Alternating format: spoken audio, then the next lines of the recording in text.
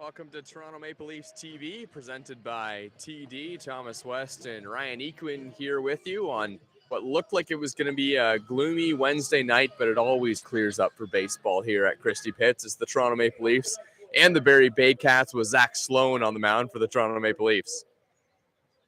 Zach Sloan had an outing back in Christie Pitts early June against the Baycats. He threw 5 shutout innings and a Maple Leaf shutout win over the Baycats. So he's looking to repeat that success. He's had a tough July, but he's looking to get back to what he was in the months of May and June. A tough July, but still top 5 in the Intercounty Baseball League in ERA. The first pitch is way up and in.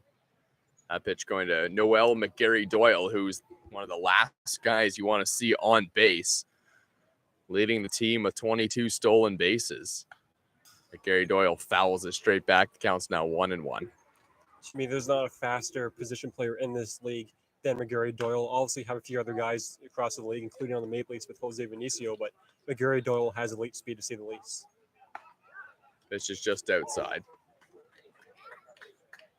So while leading the team with 22 stolen bases, Noel McGarry-Doyle also with 28 strikeouts on the year as well. And I draw comparisons to him and Jose Vinicio, both leadoff hitters for these two teams, not only because of their speed, but guys who really, really like to swing the bat.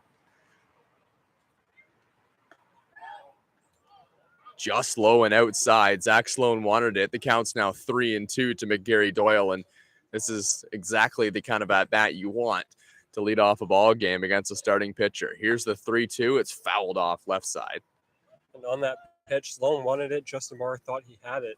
That pitch I thought a bit closer to being inside than the one that was called a strike, but nonetheless it counts full. Little tapper goes to the backstop. What a battle here by Noel McGarry-Doyle. Comes into this game hitting .355. As mentioned, the 22 stolen bases. Pitch is way up and in. And Noel McGarry-Doyle walks for the 17th time this season. And he's on first base with a ton of speed. And you talk about a guy like Noel McGarry-Doyle, and then the Welland Jackfish come in on Saturday, or the Toronto Maple Leafs go to the Welland Jackfish on Saturday, and the Welland Jackfish come here to Dominico Field on Sunday.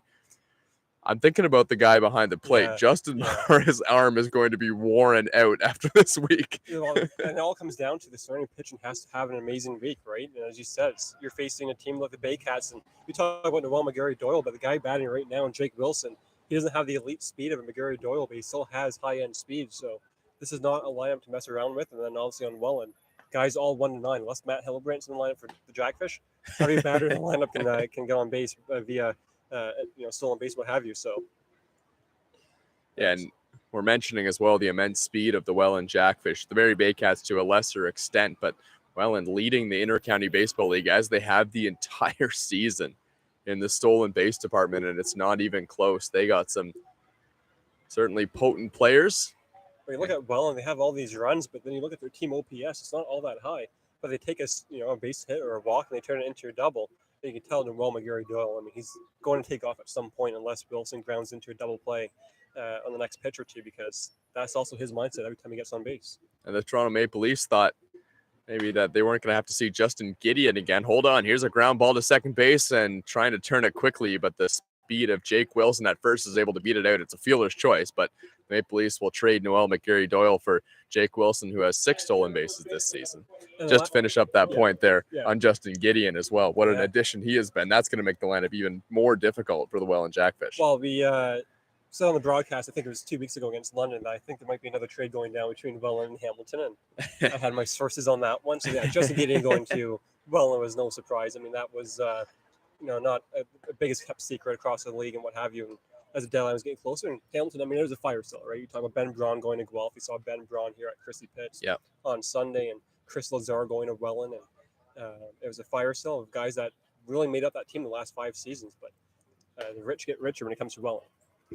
And it's funny too in the Intercounty Baseball League as well, because it almost seems like that second last spot might be a little bit up for grabs as well, as now the Brantford Red Sox, after starting the season with 21 consecutive losses, are only 4 games out of moving up a spot, and that would either mean they have to play the London Mage or the Welland Jackfish. So, that's not very consequential, No. but there's an opportunity there for sure. And the most thrilling race at the end of the day is going to be these two teams. Which team gets home field advantage for the playoffs? And, this Baycats lineup is just no joke. I mean, last time we saw them come up here, they didn't have their 3 forwards, Adam Odd and James Anderson. Today it's Malik Williams and Ryan Rio. So that is a massive upgrade from the last time they came up here to Christie Pitch. So this is a middle of the Baycats lineup they can absolutely mash. So this is Malik Williams with a 1-2 count. Takes over the inside corner, strike 3 called. And now another bat, and Juan Familia comes to the plate, but now 2 down for the Barrie Baycats. And it really doesn't end the threat. Obviously, Malik Williams, to me, might be the best right-handed power bat in the league. But Ryan Rio comes up, and you were talking about him in batting practice. He caught your eye. And obviously, Rio's a guy that was a part of that Baycats dynasty from 2017 to 2019. He came in late, but was still a massive addition to that dynasty. And he's a guy that, especially that right field porch, can absolutely mash a couple home runs, to say the least. Well, I love sitting here and watching batting practice, whoever it is, but especially those big left-handed bats. I have a soft spot for them, no question about it. But anytime, as this is a check swing inside, they won't check down to first base. Now it's 2-0.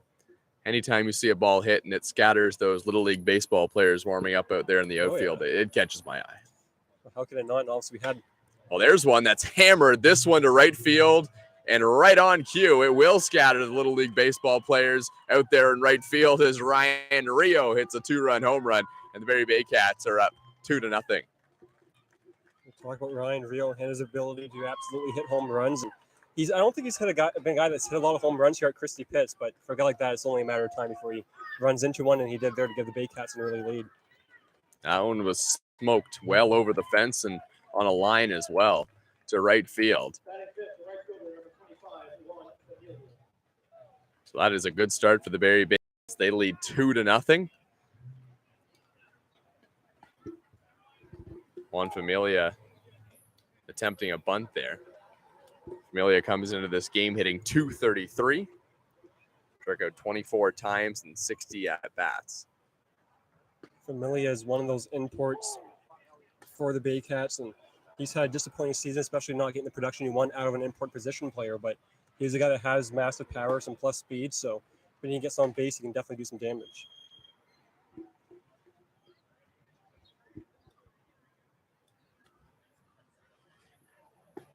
Familia swings and misses. Strike 3.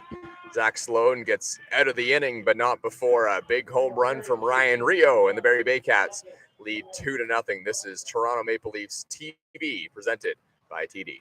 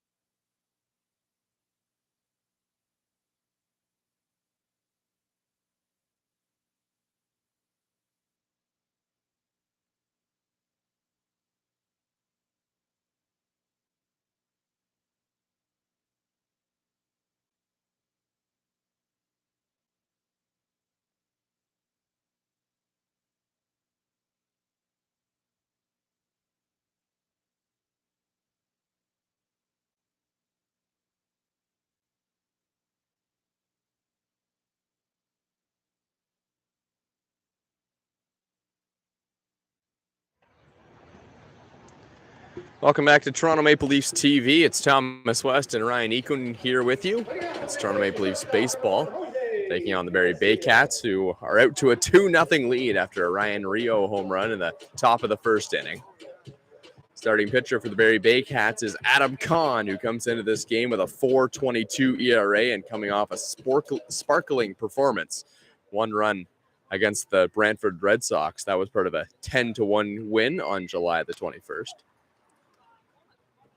1 run on 1 hit, I should mention as well, for Adam Kahn. Jose Vinicio pops the first pitch up, and everyone's going to get back and out of play. But aside from that 1 hit as well, Adam Kahn did walk 6 Brantford Red Sox in his last outing, so that could be something to look out for early on in this baseball game. And the Toronto Maple Leafs need some base runners, trailing 2-0. He has had an impressive first season in the IBL. I mean, you go back to earlier in the month and late last month, he beat London twice in the span of 1 week. So not many pitchers can say that, especially this season. So he's a guy that has kind of cemented himself as that number 3 guy in the Baycats rotation behind Frank Garces and Juan Benitez. Jose Vinicio slashes one down the left field line. This one's going to hook foul. Venicio's hitting .283 this season. Got off to a slow start at the beginning of the year, but he's pretty much put that behind him. The average just keeps on climbing, and there's no doubt that the speed is there on the base paths as well, with 21 stolen bases. 1 behind Noel McGarry-Doyle in that Inter-County Baseball League stolen base race. 1-2 count on Vinicio. Pitch is just outside. Good patience from Vinicio. Loud dugout looking for a strike 3 call early in the ballgame, the first batter of the ballgame. So pace yourself, perhaps. Jose Vinicio, although not starting the season with the Toronto Maple Leafs, already has racked up 120 at-bats this season. Here's a fly ball. This one could stay in fair territory. It's down the left field line and just foul. Fan was about to slip trying to make that ball as he was backing up and perhaps lost it in the sun. Well, baseball is a difficult game. And the guys who are best at it are on the field right now. Mentioned how many at-bats Jose Vinicio has had. That is in part that he's the leadoff hitter, but also because he's only walked 6 times this entire season. Doesn't strike out a ton either, only 18 strikeouts. Jose Vinicio fouls this one off again down the left field line. He comes in and he swings. And what you've seen from both leadoff guys in this game right now is you've seen both guys get on, and they've thrown a lot of pitches. They've forced the starting pitcher to throw a lot of pitches. So it really helps the 2, 3, 4 guys in that lineup for the Baycats and Maple Leafs in this ballgame. 2-2 on Jose Vinicio. Vinicio flares one out to left field and coming in and making the catch, and now there's 1 away.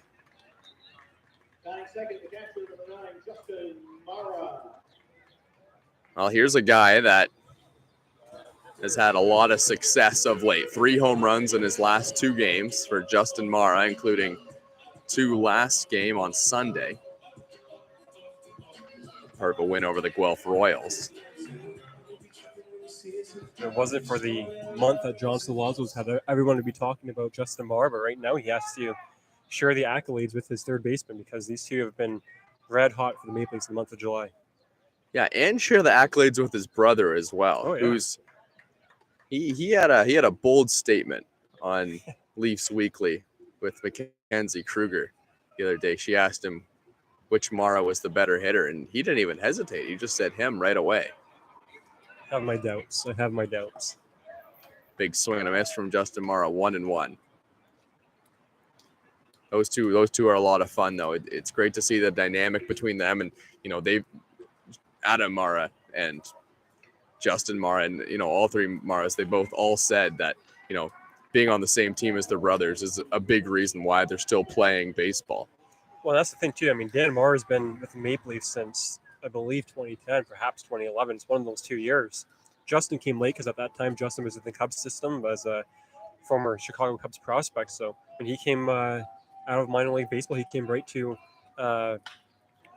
Here's the ball hammered right field. Justin Mara, boy, he's having a month of July. Cuts the lead to 2-1. And now that is 4 home runs in the last 3 games for Justin Mara.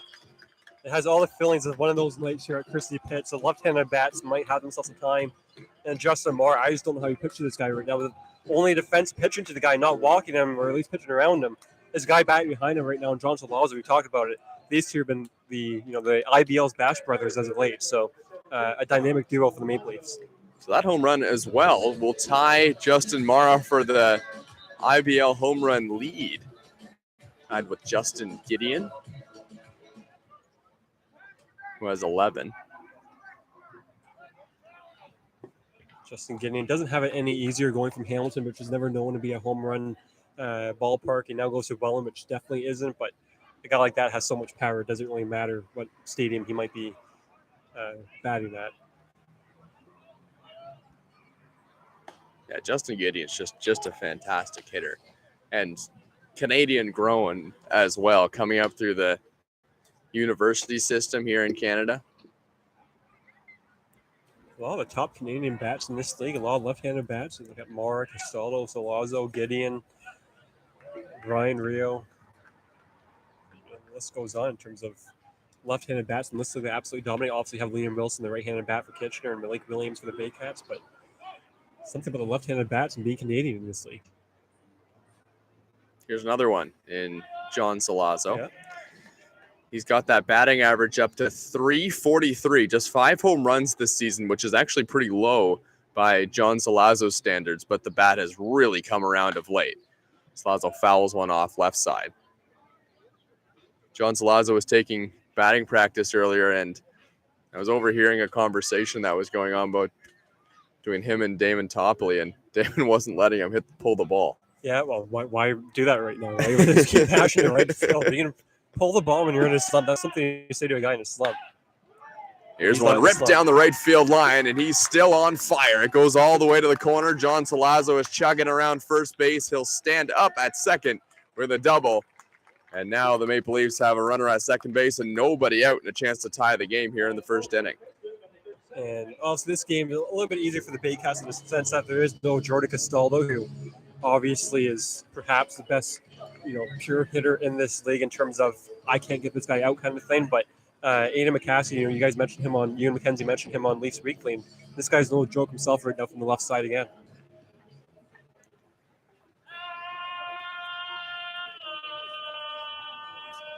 So here is Aidan McCaskey, takes just inside. Yeah, and he's another guy, Aidan McCaskey is, that I feel like doesn't get enough credit for what he's been able to do this season, especially as a rookie, hitting .297, which is really no slouch. He wasn't the guy that began the season with the team, right? I mean, Damon Topley signed him in late May. He wasn't, one of those guys that, Brady Sekornik that began the season with the team, or a Blake Simpson. McCaskey came in. He really stood out over a lot of the younger guys that Damon Topley brought in, and what a massive addition he's been. Pitch is way inside, now 2-1. And also, he goes back to school in the next couple of weeks, but also the next couple of weeks, the Maple Leafs get Marcus Connect. They might stick right in that 5 spot, so it really is kind of like a trade.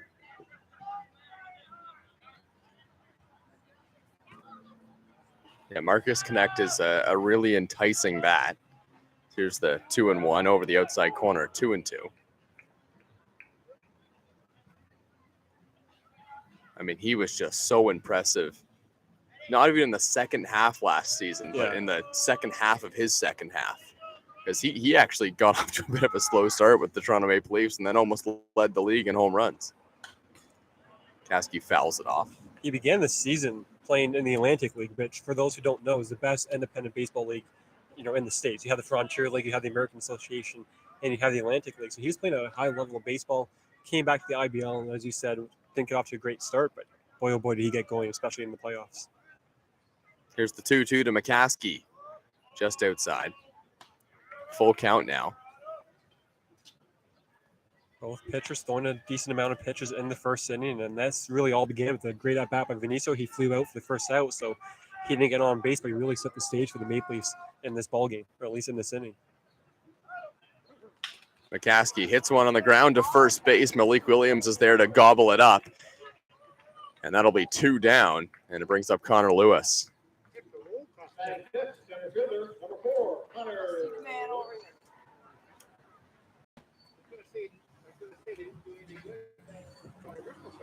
First right-hander bat that Adam Conn will see. And at least now it's interesting how they always put together their lineup. They have 4 straight lefties to begin, and now they got a line of righties. So Damon Topley not exactly into the lefty-righty theory in this game tonight. You have been, haven't you? No.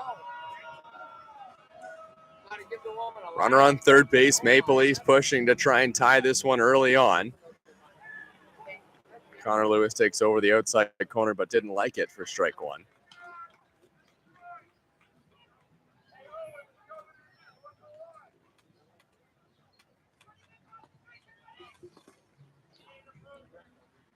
This one goes to the backstop, and here comes John Salazzo, and it takes a funny hop off the end of the backstop as well, and John Salazzo recognized it and comes in to score.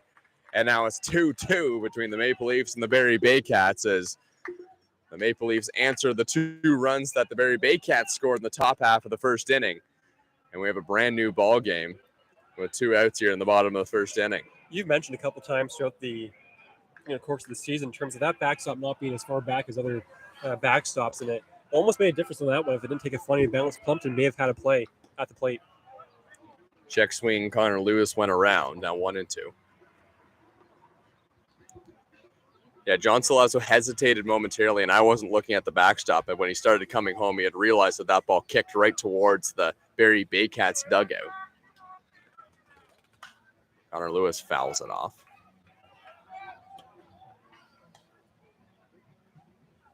Some music coming from the soccer field today. It's always interesting when men's guy Christy Pitts. Connor Lewis has a 3-game hit streak coming into this game. Takes just outside. Including impressive performances in his last 2 games against the Guelph Royals. He was 3 for 5. That was back on Sunday. And then the game before that against the Hamilton Cardinals, 2 for 5. Now Connor Lewis hits one on the ground. This one's to shortstop. Might have broke his bat. Throw on to first base just in time to get the speedy Connor Lewis.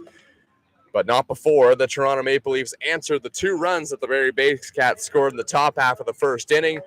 And now this game is tied 2-2 on Toronto Maple Leafs TV, presented by TD Canada Trust.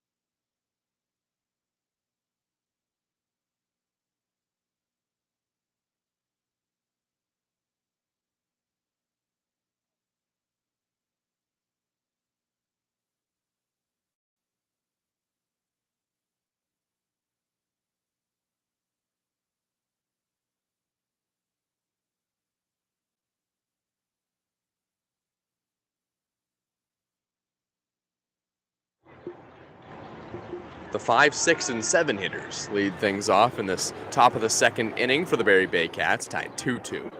Zach Sloan still on the mound, and here's a ground ball to shortstop. Jose Vinicio gobbles it up, whips one over to first base. Aiden McCaskey over there playing first in favor of Jordan Castaldo, who's out with an injury, but hearing that he will be back soon.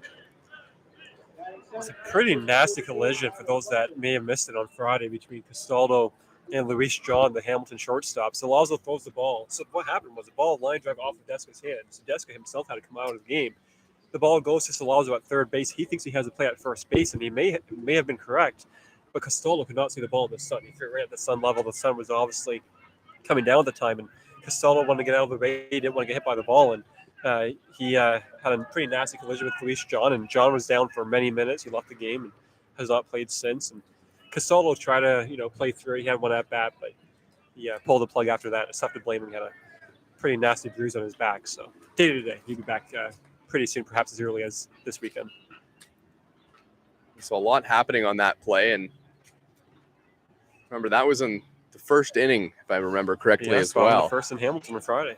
And it brought Marek Deska out of the game, and 5 other Toronto Maple Leafs pitchers had to come in and shut things down. They did a pretty good job of it, as the pitching staff combined to just let up 4 runs throughout the 9th inning, especially a lot of guys who probably didn't expect that they were going to come into the game. The one benefit to that is that the team played on Sunday. They didn't play again until Friday, so everyone was rested. Right. Everyone was an option, and they had Castro on Sunday, so they knew they had a horse on the mound Sunday to go at least as many innings as you possibly can. Tyler Plumpton hits one on the ground, and that takes a huge hop over Jose Vinicio. And that will go a single, and Tyler Plumpton has a celebration over there at first base after knowing that he got a pretty favorable bounce there on that Christie Pitts infield. Well, even Sloan's thinking to himself, too, like, he threw his hands up in the air, but this is a guy that's played at Christie Pitts for, 5-6 seasons? No, not 6 seasons. That was 5 insane. Seasons, and he's still, not accustomed to the fact that Christie Pitts can absolutely make a pitcher's night quite miserable, and it did there. That should have been 2 quick outs. Instead, it's a guy on first base with Mike Dewey up to the plate. And we've seen multiple times, and you hate to say it, but things like this affect Toronto Maple Leafs pitchers. We saw Angel Castro rolling along against the Guelph Royals, and then he had to throw about 20 or 30 pitches in the inning because of an error and a ground ball that snuck through on one of those Christie Pitts bounces. So this is something that Toronto Maple Leafs pitchers and even opposing pitchers playing here as well need to fight through. Here's a check swing. Did he go? No, he didn't, says the first base umpire. 1-2. And the only thing you can really hope if you're the Maple Leafs is that throughout the course of a season, it all evens out. And it has, and it does. I mean, it all evens out, but last year one is like a game 7, and you think you have the last out in the ball game, and it's nothing but. Here's a ground ball. This could get them out of the inning. Flip to second for 1. Jose Vinicio throws on to first. A double play. So Zach Sloan bears down. The tough bounce doesn't hurt anyone. Sloan makes the pitch he needed to get out of the inning on the double play. Remains 2-2 between the Barrie Baycats and the Toronto Maple Leafs. This is Maple Leafs TV presented by TD Canada Trust.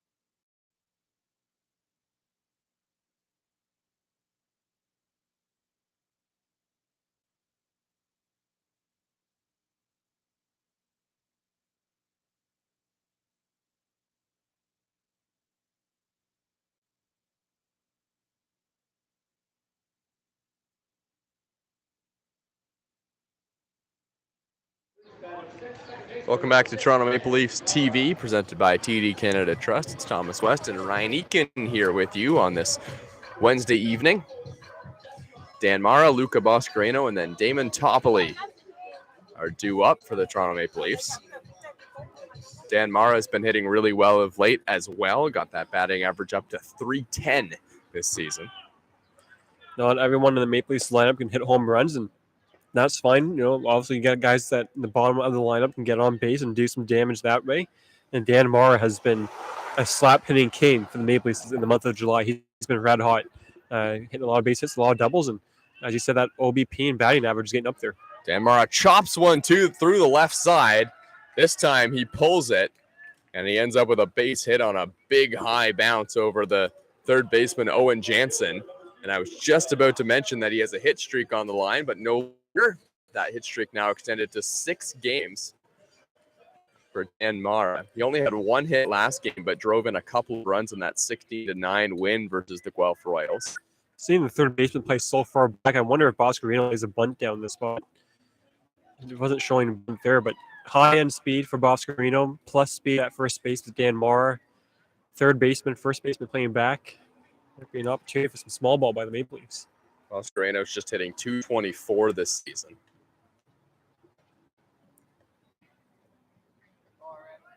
I thought that was interesting, what we were just talking about off air there as well, with Luca Boscarino going back to school. Who's the backup catcher for the Maple Leafs? That's Damon Toppoli. Damon Toppoli's going to be the backup first baseman, catcher, DH come playoff time. And obviously he's a guy that there's no Dominican come in, no, Cuban, whatever it may be, can come in and intimidate him. He's seen it all in this league.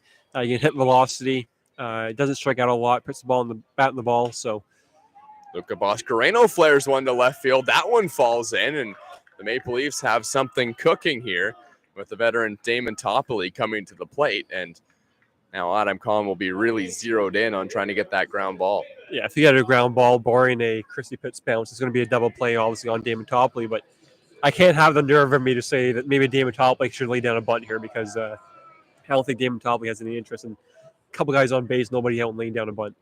He does 3 to start off batting practice every game. Oh, hey, there you go. But I think those are the only 3 that you see throughout the course of a night. Whoa. Damon Toppoli bunting. He gets bunt. It down to third base. A throw to first. Damon Toppoli has a bunt single for an infield hit.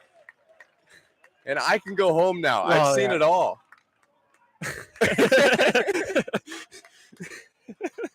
Damon Toppoli does the impossible and puts one down the line with an absolute perfect bunt. We were joking completely about him putting down a bunt, but he just did it, and he executed it beautifully. Well, so that's the thing. And you know what? Who else but Damon Toppoli? That's the thing. Like, it was a great bunt. Like, it was right down the third baseline. At reverse, eventually there were 2 runners. But yeah, first thing I'm gonna say to him post game is, when's the last time you laid down a bunt? And the next question is gonna be, when's the last time you got on base via a bunt? I mean, that's the opposite of an announcer's jinx, but unbelievable.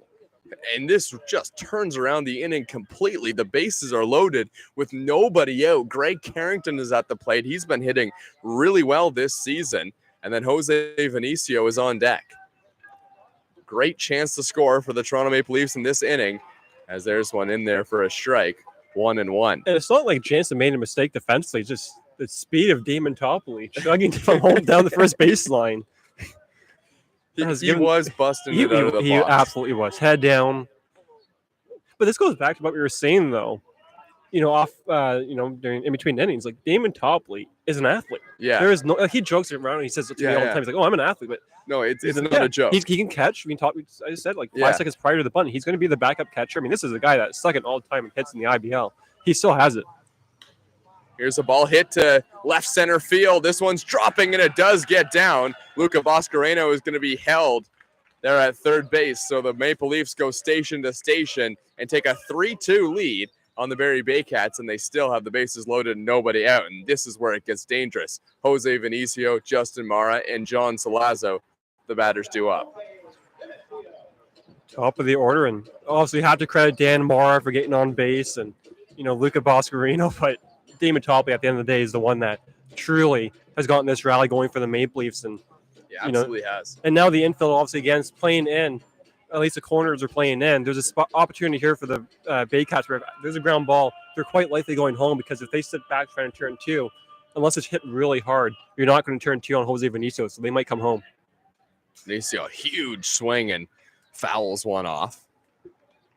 Jose Vinicio had about 15 kids warming up for a Little League game out there in right field and are all yelling at Jose Vinicio in batting practice, hit a home run, hit a home run. Only has one home run this season. It was in the ballpark. That's the toughest to do it. That was London. So, and as soon as the kids said that, Jose Vinicio looked at them, cranked a home run to left field as he fouls this one off left side. Made all of those kids' days and then ran the bases celebrating and pointing to the kids out there in left field and batting practice. There might not be another guy in that Maple Leafs clubhouse that is more outgoing than Jose Vinicio. I mean, you never know what he's going to say, but he's definitely going to say something anytime you have the opportunity to talk to him. I thought that was just fantastic from Jose Vinicio.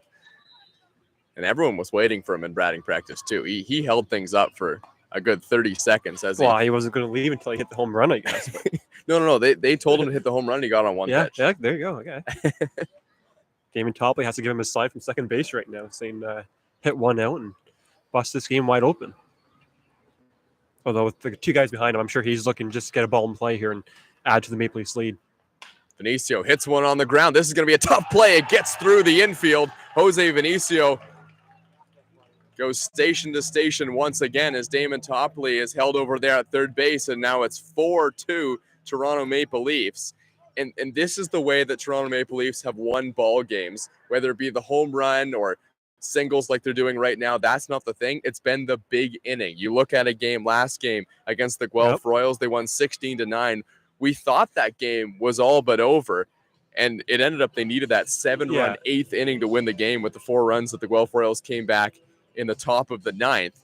And this has really been the key to success, the big innings, and they're keyed up for a big one right here. Well, I think the thing is obviously there's no question about that with Justin Moore up right now. Justin Moore, to me, might be the front runner to take home the MVP this season. You consider his ability to not only do what he does offensively, but defensively. As Brad Grievenson begins to throw in that Baycats bullpen, he's their go-to reliever. They need someone like that. But, yeah, that's the thing. And it's just something about this ballpark, too. It can really unravel on you quickly. That can happen across any stadium and any level of baseball. But there's something about Christie Pitts when the fans get into it, the guys down the third baseline. You're one pitch away from allowing a bomb at any point in this ballpark. It can really get into a pitcher's mind quickly, and especially Adam Kahn.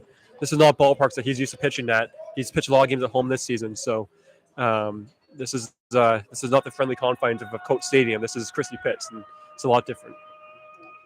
Adam Kahn has had his ups and downs this season. He's really, really dominated against the teams like the Brantford Red Sox and the teams in the bottom even 3. the London Majors. Like I went back to it, I said it earlier. He's had a couple stretches where he's been, quite legitimate for the Baycats. But as you would expect, I mean, a guy in his freshman season here in the IBL, there's going to be some ups and downs, especially here at Christie Pitts. 0-1. Justin Moore had a home run in his last at bat. Now he hits one to center field. This could be enough to drive in a run. We'll see. Center fielder makes the catch. Here comes Damon Topley, and he's going to come in to score. And Justin Mara claps with his hands. He gets the job done. An RBI sac fly, and the Maple Leafs lead 5-2.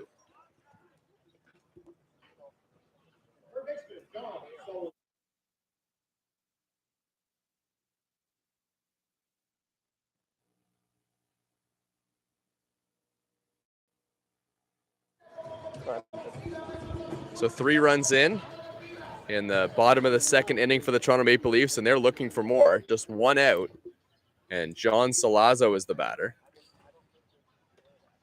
And I really like that play by Jake Wilson, where he instead of tries to go home and throw out Damon Topley, which he may have had the opportunity to do, he goes to third base to make sure that Greg Carrington can't go to third base, and that way keeps the force out in play for Adam Kahn. 0-1 to John Salazzo, and he fouls it, and that one went off his face. Fouls it straight off home plate, and now there's a little bit of concern for John Salazzo. It looks like he's okay.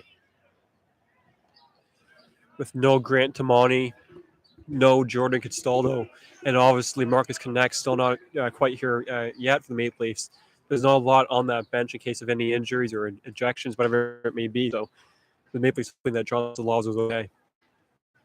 It does Brad Grievenson some time in that Baycats bullpen at Leafs. He was getting loose pretty quickly, and no question to be the guy to put out a fire for the Baycats this inning. First and second, one out. John Salazzo has been pretty much the best hitter in the Toronto Maple Leafs lineup this month. And he has some more RBIs out there on the base pass. Inside, 1 and 2. It's a nice pitch by Con 0-2. He goes slider into Salazzo, trying to get it in on his hands, but Salazzo doesn't bite. And Plumpton tried to frame that pitch pretty decently, but not quite. But I would almost go back to that pitch if I was Con. 5 home runs this season for John Salazzo. Pitches up and in, 2 and 2. Had a double in his last at-bat as he ripped one down the line. That would do just fine in this at-bat for the Toronto Maple Leafs. Well, speed Jose Vinicio over there at first base. No need to be looking for a home run here, especially with McCaskey behind you. A base hit is more than enough for the Maple Leafs to continue this big inning. I'll hit in the air, this one to center field. Greg Carrington is going to go back to tag up, but he won't advance. And that's a fly out to center field for John Salazzo. And the arm of Jake Willen out there in center keeps Greg Carrington at second base. And this is perhaps a big, not a turning point in the game because it's still a 3-run inning for the Maple Leafs at first.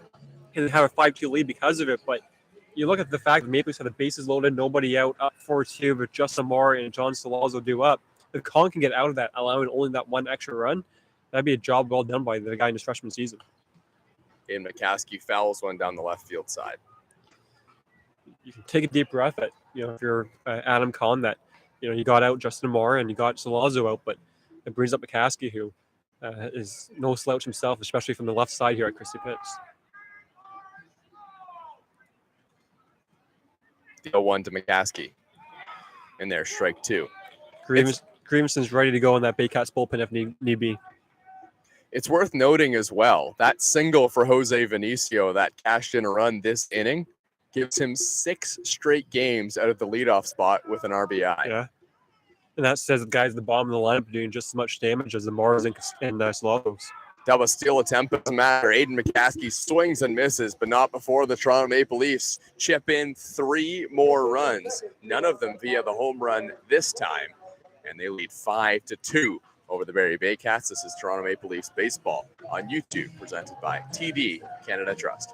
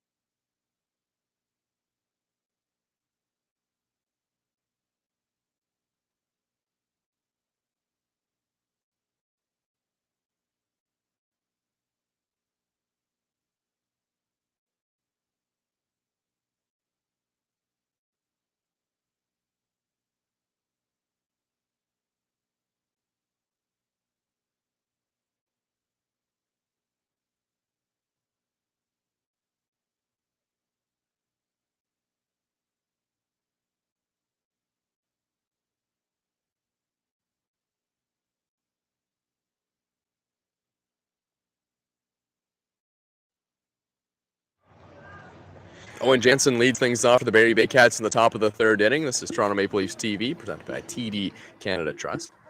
Zach Sloan had a clean inning, or almost a clean inning. He had a Christie Pitts bounce that went for a single for Tyler Plumpton. He was promptly got a ground ball. An easy beginning to this inning. Owen Jansen, top 5 in the league in batting average, and he's in that 9 spot. You talk about a great second leadoff hitter, which some teams love to have in that number 9 spot. Owen Jansen is just that. And once the Baycats lose Noel McGarry-Doyle when he goes back to school, there's no question that Owen Jansen is going to be in that leadoff spot for the Baycats. A batting average of .375 for Owen Jansen. Have a season in the Intercounty Baseball League. He was never a guy that hit all that well at school. He went to St. Leo University, but flies this one. John Salazzo over to the corner, and John Salazzo leaves the ballpark once again, toppling over the left field. He line. landed on his feet, though. You have to give him credit for that one. I mean, you can't see it obviously on the broadcast, Yeah. but he attempted to make a catch and almost took out the team photographer. But honestly, for me, a play like that, the fact that you land on your feet and not on your head, Yeah. if I did that, True. That yeah, he's showing the I guy hope so. beside him. Yeah. yeah, A few guys in the bullpen. more to look at. Can't wait to see that one later. We got to get that one on the Instagram. That one's or going up on the something. Instagram Yeah. for sure. I'm sure Lazo's going to take a look at that perhaps after the. Oh, John loves the media. Oh, he likes everything. Every post is liked. There's no question. Yeah. All the guys appreciate media stuff across the league and stuff, but John Lazo loves media stuff. It helps always when you got the face for TV too, right? And John Lazo, I mean, he loves it. Yeah. Zach Sloan has an 0-2 count. Trying to get Owen Jansen in the dirt. That was a breaking ball from Zach Sloan. And what this does, if Owen Jansen gets on just like that, I mean, this Baycats lineup, you look at it 1-5, is absolutely no joke. Obviously, Carson Burns in that 6th spot. There's a bit of a dip, but he too has been outstanding for the Baycats this season. So, a really important here to get the number 9 hitter. The 0-2 once again. Side corner, strike through to get Owen Jansen. And now there's one away. You can hear Baycats manager Josh yell at the umpire on that one, but that's been an call all game. It's been an expanded strike zone, and that's one on a 3-2 count you have to swing at in this game.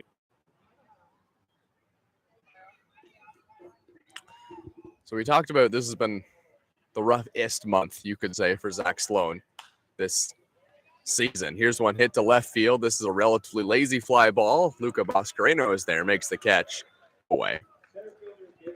And a big part of that ERA right now is the 4 runs that he let up without recording it out in a kind of a nothing relief appearance against the London Majors. And you feel bad for that. You know, Zach Sloan, obviously, he's worried about the team wins more than what his stat line says, but that's a big part of his ERA right now is he gave up 4 runs and 4 hits without getting an out against London. Well, it's funny because I was talking to Damon Topley on the phone on Monday after the game on Sunday, and Chris Nagorski, you look at him, if you go on your point streak and look at his game logs, in games that are close, he only has 1 hiccup, and that was against the Panthers on a Wednesday night earlier in the month.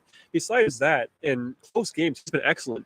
But those blow-up games crush Chris Nagorski's ERA. He's not used to pitching in blow-up games, and he got lit up again on Sunday in a blow-up game, and it inflates his ERA. So it's happened to Zach Sloan, it's happened to Chris Nagorski, but Damon Topley's not too concerned about that.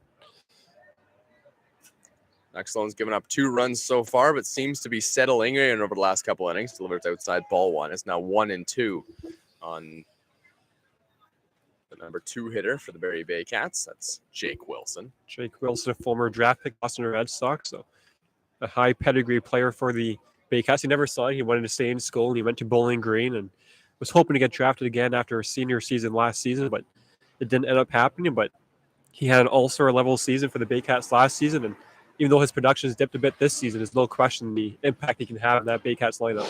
So hang on a second here. Justin Mara got clipped with that foul ball, and he's in a little bit of pain behind home plate as Damon Topley comes out to check on him. And the Baycats trainer also comes out, which is obviously always great. And it may be something in his eye. Damon Topley has a towel with him. I think that foul ball went right off that bare hand. Yeah, and if that's the case, obviously, then that seems to be the case as we get the best look possible. That could be obviously, you don't want to suspect. So, I can focus on his tonight's game. And in that case, you may have to have Damon Topley make his season debut behind the plate. The other option would be to have Luca Boscarino go from left field to catcher and have McCaskey go from first base to the left and Topley to first base. But he looks like he's okay. That's the more likely option. Yes, yeah. Although Topley said, he said last making that blowout game last 2 Wednesdays ago against the Baycats. He's like, he told Justin Moore in the 7th inning, hey, do you want me to come in and catch? And he didn't want to. So here's a ground ball to first base. Zach Sloan gets over there quickly and just beats Jake Wilson to the bag. And that is a fantastic 1-2-3 inning quickly for Zach Sloan in the top of the 3rd after his team put up 3 in the bottom half of the last inning. This is Toronto Maple Leafs baseball on YouTube, presented by TD Canada Trust.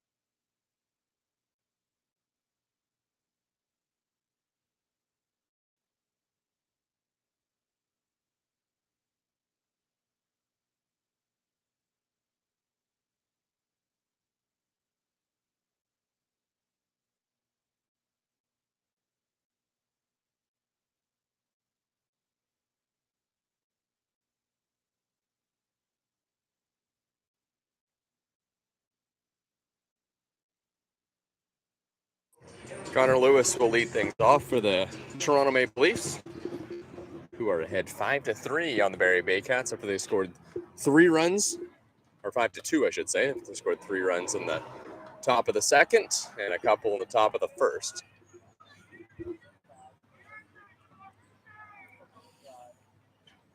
Greenson has sat down in that Baycats bullpen. If he needs to get up again, it won't take him as much time to get loose. We saw we didn't mention it on the broadcast, but we saw Sam Green throwing after the top of the first inning for the Maple Leafs. So a couple guys getting loose if need be, but Zach Sloan has settled in for the Maple Leafs, and the Baycats are hoping that Adam Kahn does that for them as well.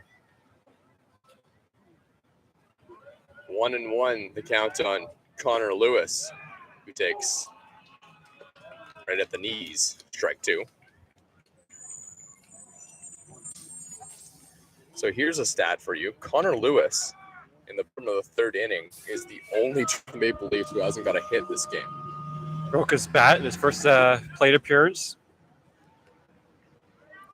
And boy, I feel like I've been adding to it's on my game recaps. I have a by the numbers. Right. And by the numbers, I think I've said like 6 times in the last 7 games that, all 9 batters in Maple Leaf Slam got a hit. So Lewis can't let me down this game. Lewis hits one on the ground. This could be an infield hit. The shortstop has a long throw to first. Not in time. Oh, that was a heroic effort there. That was a 5-star play by Carson Burns. That never happened. I mean, he's always been a guy I consider to be the top-end defensive shortstop in this league, and he almost showed it on that play. That would have been quite something. Adamara, who has extended his hit streak to 6 games in his last at-bat. He's got Connor Lewis over there at first base, and Lewis has pretty good speed there as well. This could be a spot to bunt. I mean, Jason is playing in, though, so you're almost sacrificing it out if you bunt in this spot. And Dan Mara isn't, at the beginning of the season, he was a guy who was laying down some bunts, but you might even trust his bat right now because It's been really hot of late. And they are shifting here on a bit on Dan Mara.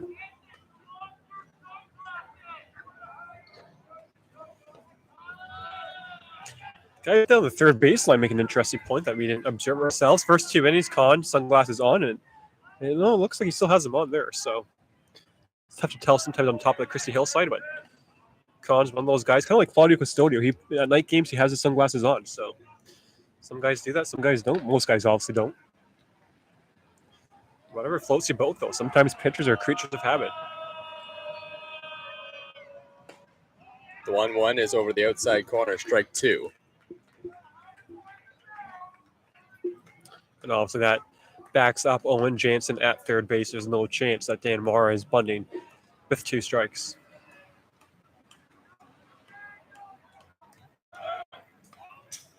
Mara fouls it off. Connor Lewis was going on the pitch. And also in that one, anything close to the strike zone, you can't give up an out just for 90 feet. But if Dan Mara looks at that one, Connor Lewis, the great jump, quite likely has that stolen base taken. But count remains 1-2, Dan Mara. Tyler Plumpton is the catcher behind the plate for the Barrie Baycats. The 1-2. This one's hit on the ground. This could be 2. A step on second for 1. DeWin fires to first. That's a double play. And the Barrie Baycats avoid what could have been a little bit of a jam once again in this 3rd inning. And now Adam Kahn has 2 outs and nobody on and a chance to get through her scoreless inning. And I think there's a real chance that if Dan Mara got on base at bat, that you would have saw Brad Greenson come into the game. He was on the mound with his glove on, ready to go. And now he's taking a step off, and they're definitely hoping that Adam Kahn can get them through this inning. Pitch goes to the backstop, ball 1 against Luca Boscareno. Flared a single the other way in his first at-bat.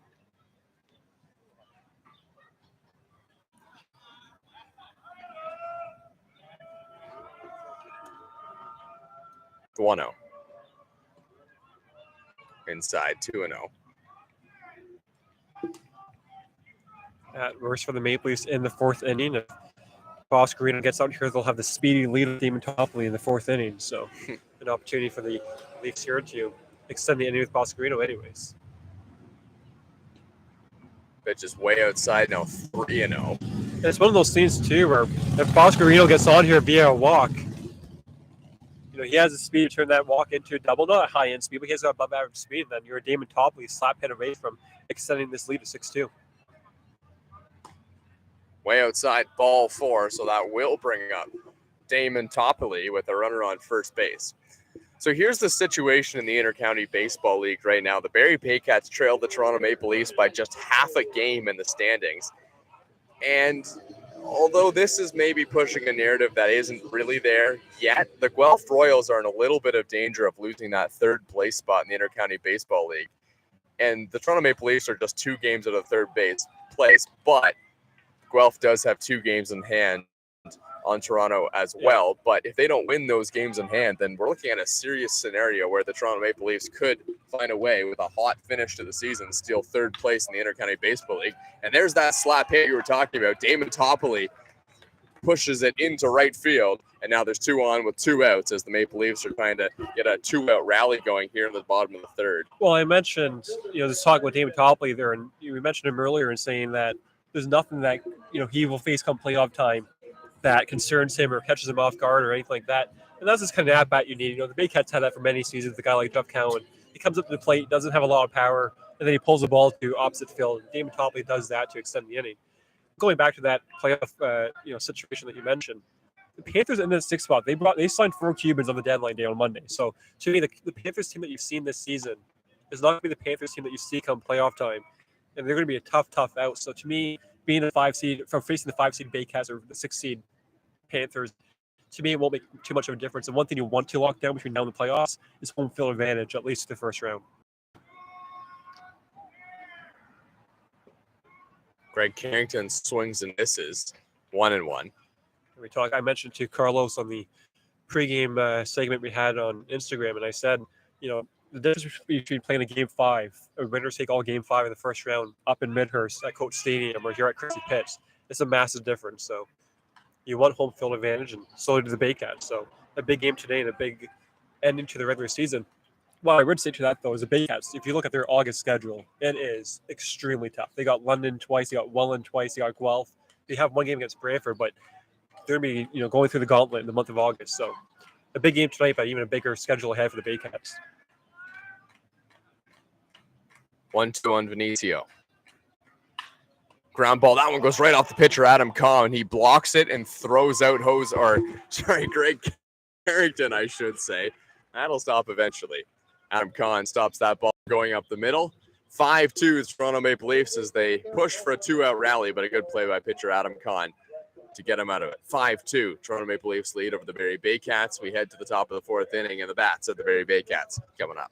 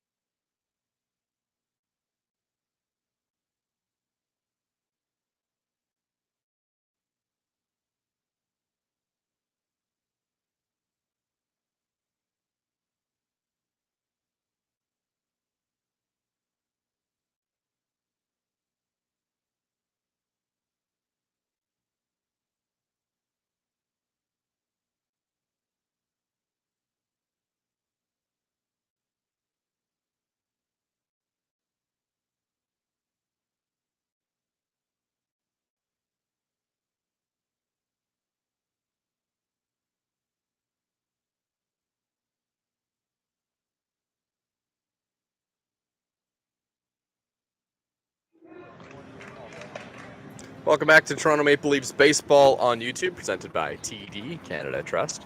Thomas West here with you alongside Ryan Eakin. Zach Sloan still on the mound for the Toronto Maple Leafs. A big inning for Zach Sloan here. He's facing 3, 4, 5, and all 3 batters coming up for the Baycats can absolutely swing the ball and hit the ball out with 1 swing. Ground ball to shortstop Dan Mara, gobbles it up and throws out Malik Williams. 1 away quickly for Zach Sloan. That always helps facing Ryan Rio with nobody on base, but doesn't get much easier. And Rio's a guy that he doesn't love facing Zach Sloan. You look at his past numbers against Sloan; it's not great. And, talking to him sometimes he says, "Yeah, man, Sloan's a guy that from the left side gives me some issues," but there was no issues given by Zach Sloan in the top of the first inning for Ryan Rio. So we'll see if Zach Sloan can make the adjustment instead of that big swing path of Rio. He doesn't this time. It's clubbed to center field and going over and not being able to make the catch as it bangs up against the wall is Connor Lewis, but he does get it in quickly, and that holds Ryan Rio to a long single to center field. Yeah, I mean, with all due respect to Ryan Rio, if there's like a baseball savant in the IBL, I mean, he'd be the 1 percentile when it comes to being able to run. I mean, he's obviously as slow as it gets in the IBL, but a massive hit to center field. And the Leafs were shifting on that play too. They were forcing him to pull the ball, but he goes dead center to get on base.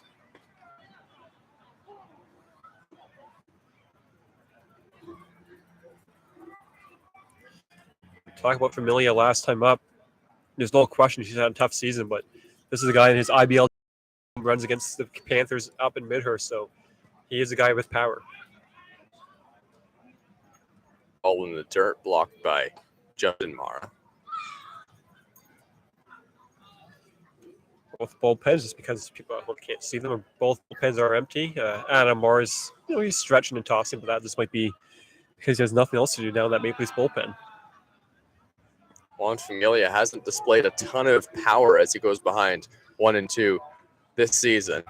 Just 6 extra base hits in the 15 games that he's played. He reminds me of Avery Tucker, the Baycats had last season. You can see the tools with Juan Familia. There's no question you can see the tools, but it's been a tough go at it for the season. Very late and fouls off. Nearly hits his teammate Carson Burns, who's in the on-deck circle.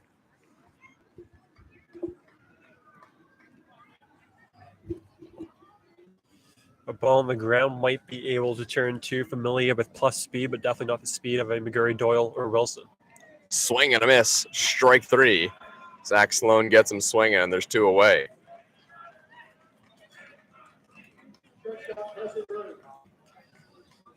Brings up a guy like Carson Burns, who has had success here at this ballpark. You go back to a game earlier last season when the Maple Leafs lost to the Baycats 20-19, and one of the crazier regular season games in recent memory. Burns hit a couple home runs, so he's a guy that can definitely hit some home runs. Just 2 this season, but the bat has been heating up of late as he's recorded a hit in 4 or 5 consecutive games. Here's a ball hit out to left field. Luca Boscareno coming in, Vinicio going out, and Jose Vinicio makes the catch, and Zach Sloan gets through that important top of the 4th inning with the power bats of the Barrie Baycats up, and the Toronto Maple Leafs have a chance to tack on to their 5-2 lead over the Barrie Baycats as we head to the bottom of the 4th inning. Thomas West and Ryan Eakin. This is Toronto Maple Leafs Baseball on YouTube, presented by TD Canada Trust.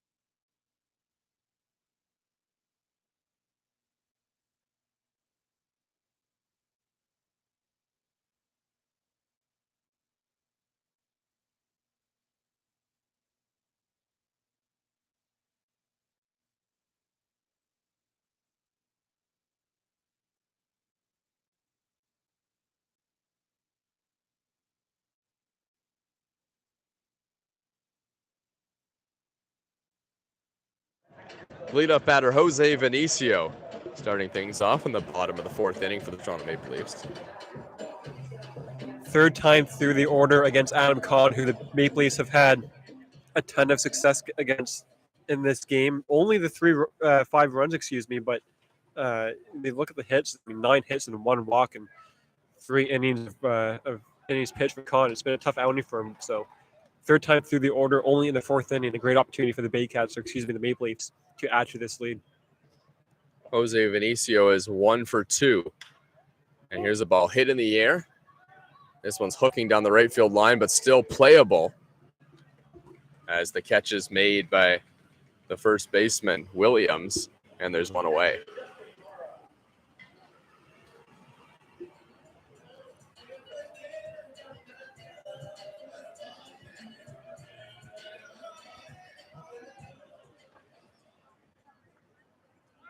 Justin Mara is 1 for 1 with a walk and a 2-run home run to cash home a couple of RBIs. Pitch number 76 for Kahn here in the 4th inning, so his lifespan is likely that of 5 innings. That's what he went last time against the Brantford Red Sox for that 10-1 win for the Barrie Baycats.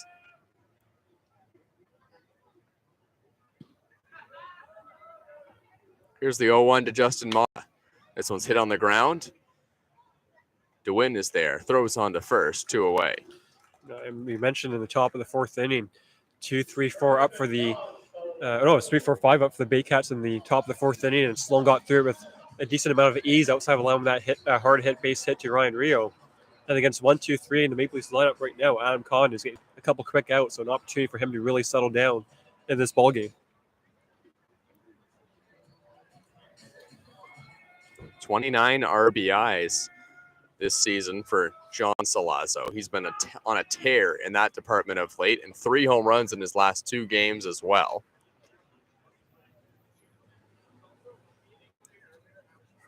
Maple Leafs also on back-to-back games, first against the Hamilton Cardinals, as there's a big swing and a miss, 1-1. And then the next one against the Guelph Royals.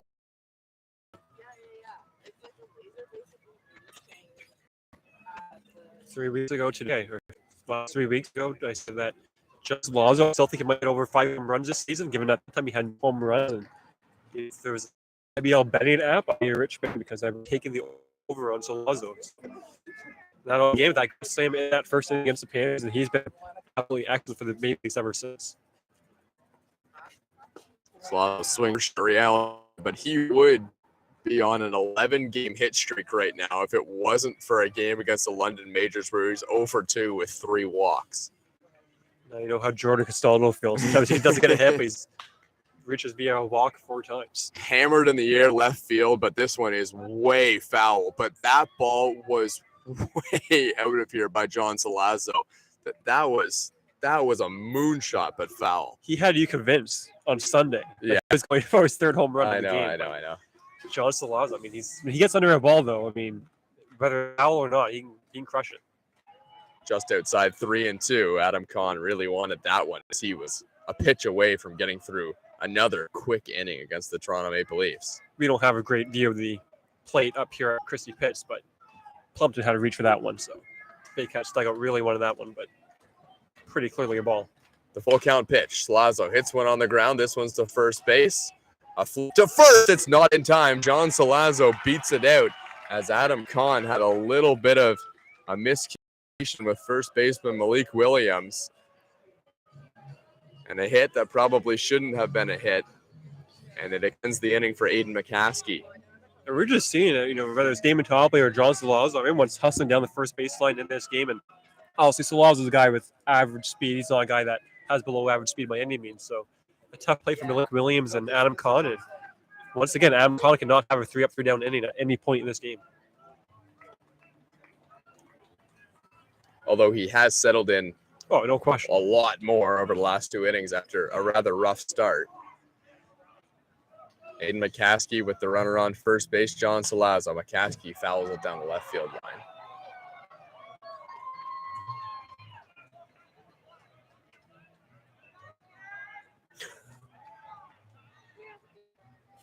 That foul ball went into a crowd of Whoa, they bushmen. throw the ball back onto the field.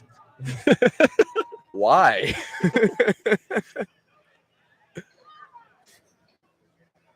I don't know if that was necessary. A good throw. I think they know that there's a return the ball policy, but I probably could have waited until the half. Just outside, and for the second time this inning, Adam Kahn thought he'd thrown strike 3 called to end the inning, but Aiden McCaskey gets another life. You can hear Andy White, the Baycats bench coach, yell, "Come on!" But that pitch is once again outside. It's just not being called a strike at any point. So the 1-2 to Aiden McCaskey. He taps one on the ground space. That one's going to bounce through. John Salazzo makes the big turn and is trying to go first to third. He'll get there. They throw it behind Aiden McCaskey, and now he's going to advance to second base. John Salazzo wasn't able to advance home, and it didn't get away far enough for him to do that anyway. But now the Toronto Maple Leafs have two runners in scoring position as the Barrie Baycats are starting to throw it around a little bit. And Malik Williams, he had to speed up a bit there because that ball just went another couple steps into the dugout. That is now another run for the Maple Leafs. So, right. It didn't look like it was going to happen, but I was thinking as that ball kept going over, I'm like, that ball might go over. Between that throw and the throw by the guys down the third baseline, there's some balls that's being thrown around here in the bottom half of the fourth inning. Yeah, you could say that. Connor Lewis with a fantastic opportunity to score a couple of runs for the Toronto Maple Leafs.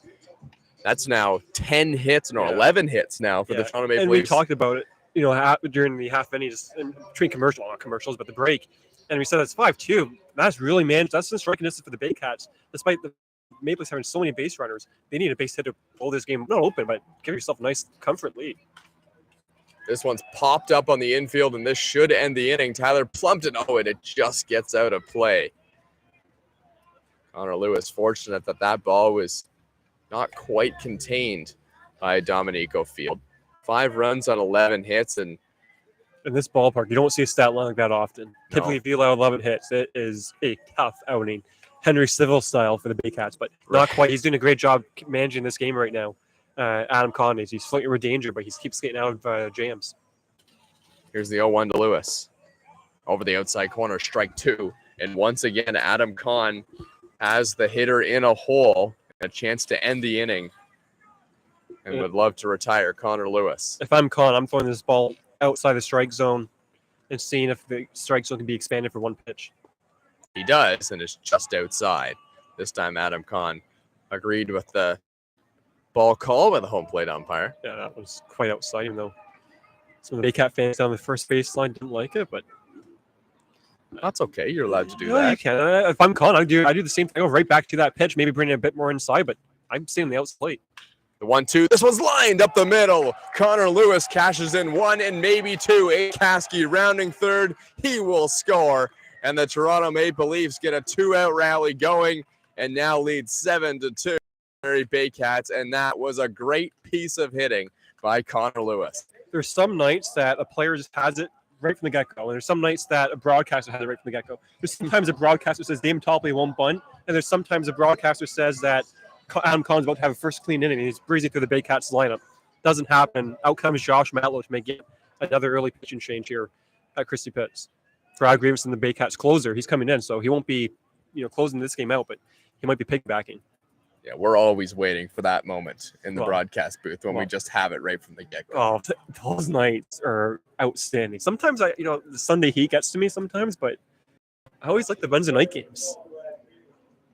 Brad Graveson knows he's coming in no matter what because he's the pitching coach of the team too. So, all right, listen, we're going to take a break. It's 7-2 Toronto Maple Leafs. There's a pitching change with 2 outs here in the bottom of the 4th inning. Thomas West and Ryan Eakin here with you. We'll be back in just a couple minutes on Toronto Maple Leafs baseball, presented by TD Canada Trust.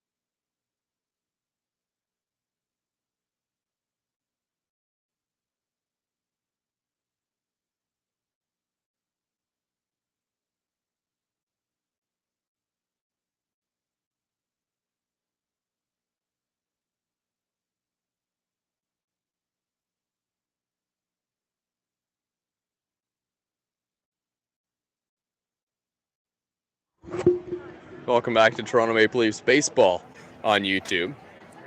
New pitcher into the game for the Barrie Baycats is Brad Grieveson as he faces Dan Mara.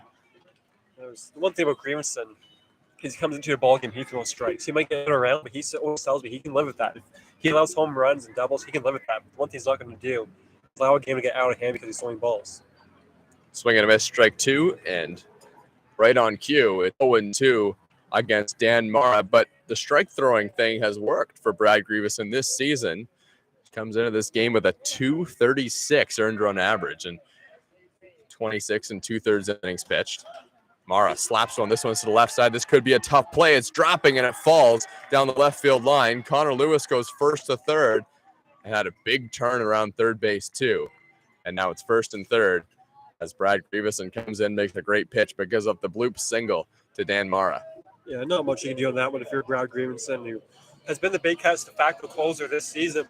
Again, I saw him warming up. There's two options. You can either go to Evan Sewells and try to back your way to the back end of the Maple Leafs bullpen, or excuse the Baycats bullpen, or you can just help Brad Grieveson, who was a starting pitcher for the Baycats last season, to just get you through the next 5 innings. Luca Boscareno, the batter, and is tasked with trying to cash in Connor Lewis on once again what has been a 2-out rally for the Toronto Maple Leafs. He pops it up. This one's down the left field line. It might get out of play, and it just does.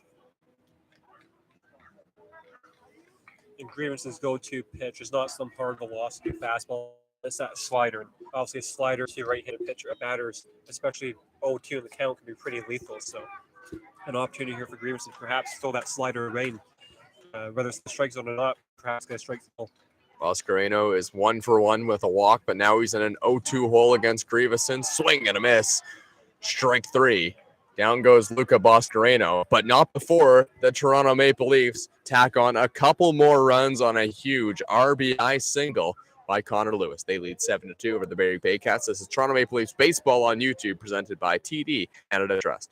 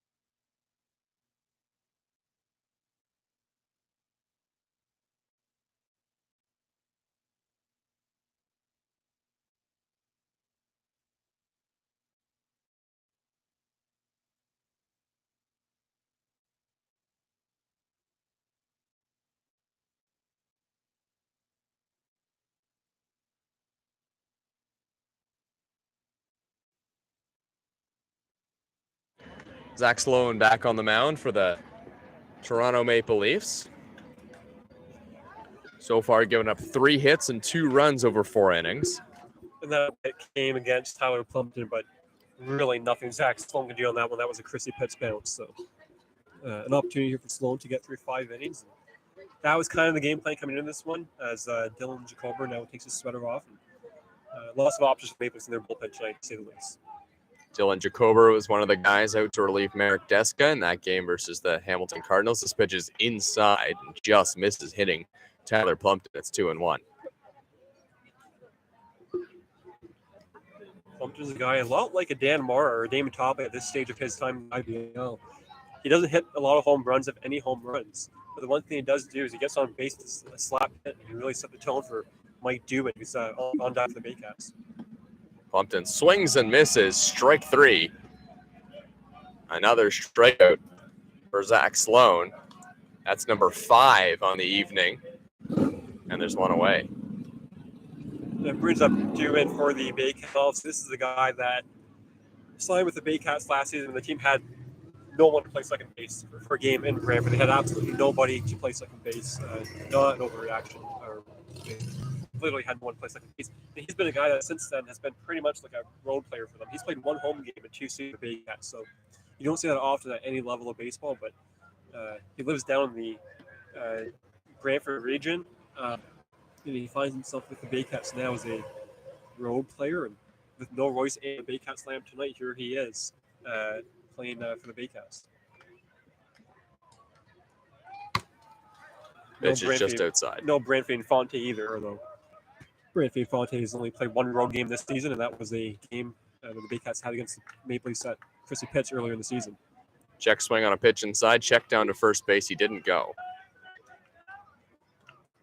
Counts now 2-0.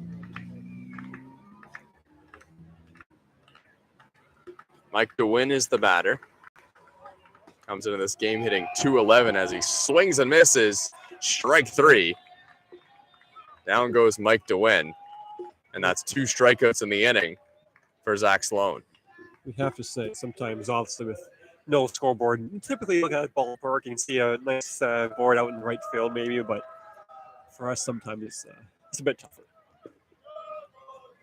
Yeah, I guess it's worth mentioning as well. We're pretty short-staffed here. I'm a man of many responsibilities today. It's just me and you, man. Well, dude, no one else. And the Baycats don't like that call either. They yelled pretty loud, almost giving Angel Castro a run for their money. That was a guy that's been suspended once this season for being ejected from a game. The IBL rule is he's been ejected twice in one season, he gets suspended. So he's a guy that can get a little bit out of control sometimes, and not happy with that call. Here's the ball lined into left field. Boscareno coming over. He can't make the catch. It's going to go all the way to the wall. Steaming around first base is Owen Jansen, and he will cruise in and pad that .375 batting average, and he has his 6th double of the season. I didn't want to interrupt your play-by-play call in that spot, but I was concerned that Boscareno was going to die for that one. Yeah. In a 7-2 game, it's just not worth it. The way also that Zach Sloan's pitching. Keep that ball in front of you, home to your double, and let Sloan try to get out McGarry Doyle. That's what he ended up doing. And now 3rd time through the order for Zach Sloan here against the Baycats lineup. So the Leafs have had 2 out rally. Now the Baycats are looking for one themselves, their best slugger up to the plate. Here's a bunt by Noel McGarry Doyle. It's a pretty good one. Strong throw to first base is going to go down the line, and a run is going to come in to score. That's coming in from second base on the throwing error is Owen Jansen. And that's maybe a play that John Salazzo probably should have just put in his back pocket. Yeah, you got to eat that one because, again, there's a guy at third base. So if you throw that ball away, it's definitely a run, no question, a run. And then further to that, the chances of you getting Noel McGarry Doyle out anyways is not high. So you would have to take your chances with Jake Wilson up next. And that's what you should have done instead at 7-3. And Baycats are one swing away from getting themselves back in this ballgame. A ball in the dirt. There's a play down at second base, and they got him. A strong throw from Justin Mara, and he knew it. And the Toronto Maple Leafs get out of the inning with just the 1 run scored and a couple of strikeouts from Zach Sloan as well. It's 7-3 Toronto Maple Leafs over the Barrie Baycats. This is Maple Leafs Baseball on YouTube, presented by TD Canada Trust.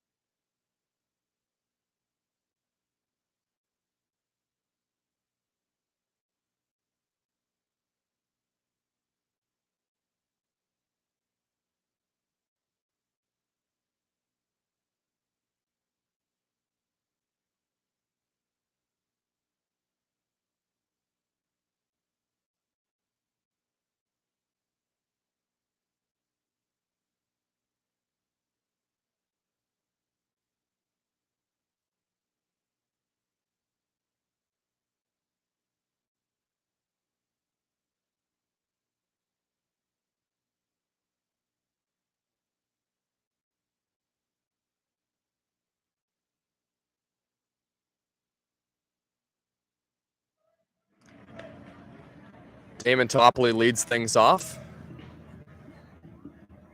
who's 2 for 2 today as well, and now he's in an 0-2 hole against Brad Grieveson.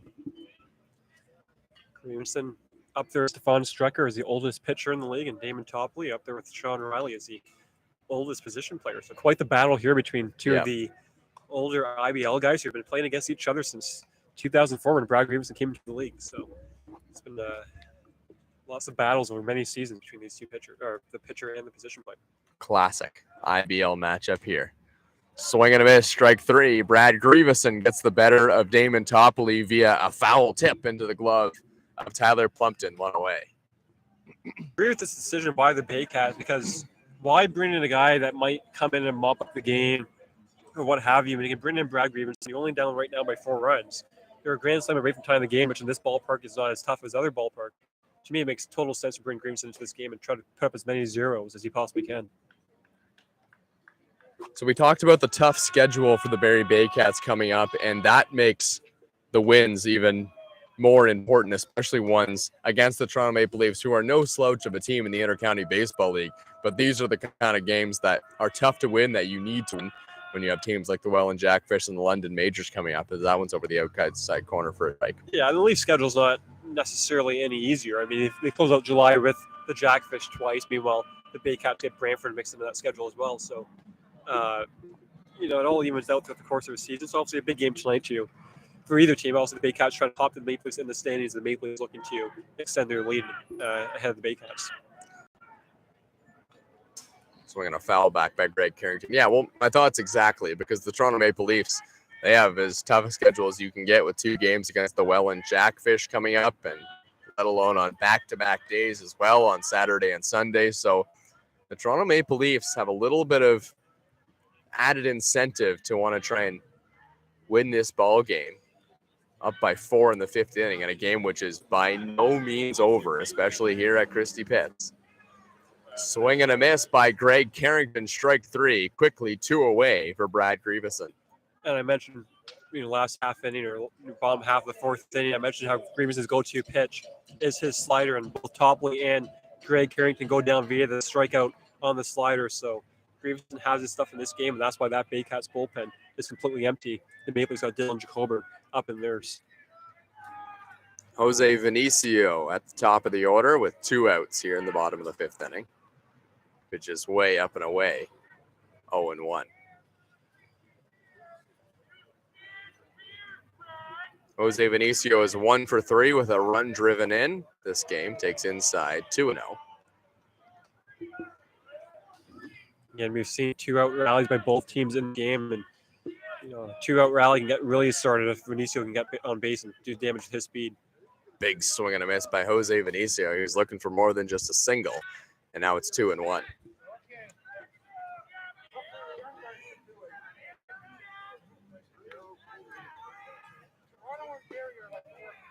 Vinicio takes just low, 3-1.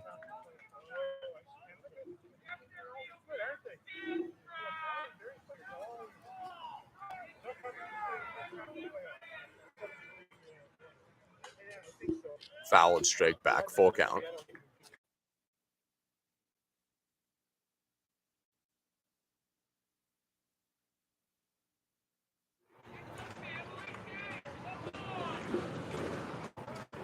Three-two count, 2 outs against Jose Vinicio. The pitch from Grieveson. Swinging a line drive. This one's to left field. Coming over and making the catch is Noel McGarry-Doyle. And Brad Grieveson is 2 through 2 very good innings for the Barrie Baycats and holding down the Toronto Maple Leafs thus far. But the Maple Leafs still lead 7-3 over the Barrie Baycats. We head to the top of the 6th inning. This is Toronto Maple Leafs Baseball on YouTube, presented by TD Canada Trust.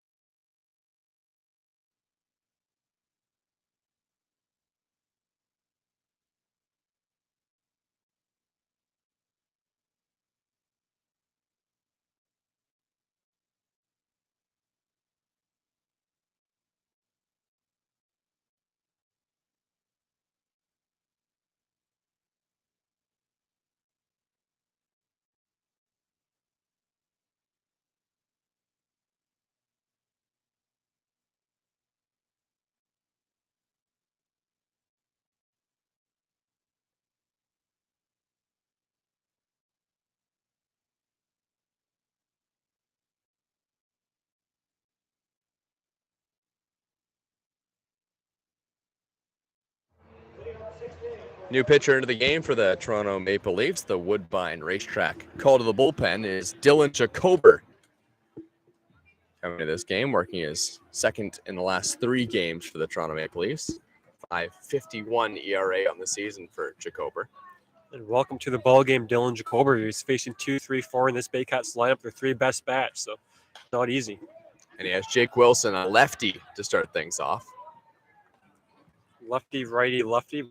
Wilson, Williams, and Rio queue up for the Baycats, followed by a righty and Juan Familia if the Maple Leafs, or the Baycats can extend this inning. Jacober delivers inside 1-1. Dylan Jacober, a 1999 born player from Calgary, Alberta. And a big presence on the mound as well. 6'4", 210 pounds. Swinging a miss, strike 2. Began the season with Bobby Brown's Ottawa Titans, and once he was released, he was sent to the Maple Leafs, and a nice little connection between the Titans and Maple Leafs in that spot. Love to Jacober coming to Toronto, and he's been a nice addition for the Maple Leafs for sure. Swinging a ground ball, first base side, foul by Jake Wilson. The Leafs have tried Dylan Jacober as a starting pitcher, but they do seem to like him better in a bullpen role. This is an interesting spot because if he pitches well enough, he might almost piggyback the starting pitcher in Zach Sloan. So it's not a true relief role, but we'll see what he can get in this outing. Way inside, 2-2. Yeah, and with that being said, this is not a 1 inning called the bullpen. Yeah, that's what I'm saying. Yeah, and maybe come playoff time, maybe he is in that 1 inning because then they can go to Dustin Richardson and what have you. Obviously, Dustin Richardson won't be pitching this game for the Maple Leafs, but yeah, he might come in this game and pitch 3-4 innings, Jacober, and perhaps try to bridge the Maple Leafs to the back end of their bullpen that has right now the de facto closer in Adam Mora. Dylan Jacober has a couple of identical outings against the Brantford Red Sox and Hamilton Cardinals in his last 2. He 4 innings in both and gave up a couple of runs. Jake Wilson fouls it off down the left field line. And in addition to that, he picked up the win in his last 2 outings as well, which I see is pretty unlikely with a 7-4 Toronto Maple Leafs lead, 7-3 Toronto Maple Leafs lead. You don't want to walk Wilson at a full count. Again, we talk about McGarry Doyle's speed. Wilson can also turn a walk into a triple if need be. Wilson takes low, ball 4, so the leadoff batter is on to start things out against Dylan Jacober, and that presents even more of a challenge for the young righty. No question. Again, they're looking to at least get 2 innings for sure from Dylan Jacober, the 6th and the 7th. That way they can go Chris Nagorski in 8th, Adam Mora in the 9th. Maybe they flip-flop Mora and Nagorski if there's a bunch of lefties up in the 8th and a line of righties in the 9th. Just to play the matchup game. But either way, 2 massive innings here, and there's no tougher inning right now with the guy on base and the Baycats' 2 best bats coming up to plate. Huge swing and a miss by the number 3 hitter for the Barrie Baycats. That's Malik Williams.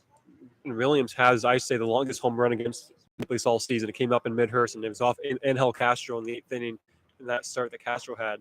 He's looking to do it here in this at-bat right now. Another huge swing and a miss, but 2 consecutive breaking balls delivered by Dylan Jacober.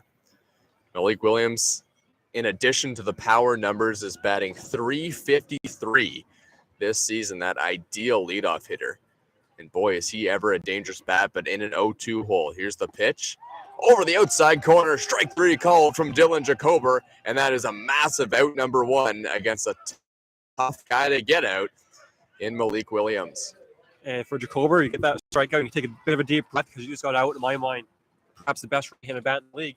But now it brings up Brian Rio, who's having himself a night, even if he doesn't do anything else in this ballgame the rest of the way.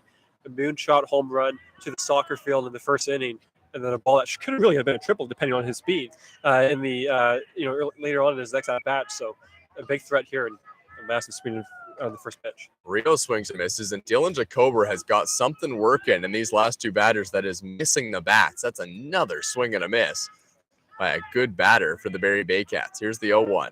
Swing and a miss, strike 2, and they're all breaking balls from Dylan Jacober. Well, I'm not coming in with an 0-2 fastball to Ryan Rio. I mean, you talk about a guy that can absolutely run into one, no matter the pitch, quite frankly. So Jacober throws down to first base, and Jake Wilson may have broken up the little bit of a roll that Jacober was getting in on the mound. Still 0-2 to Ryan Rio, who has reached in both times he's come to the plate, a long single and a home run. Just inside.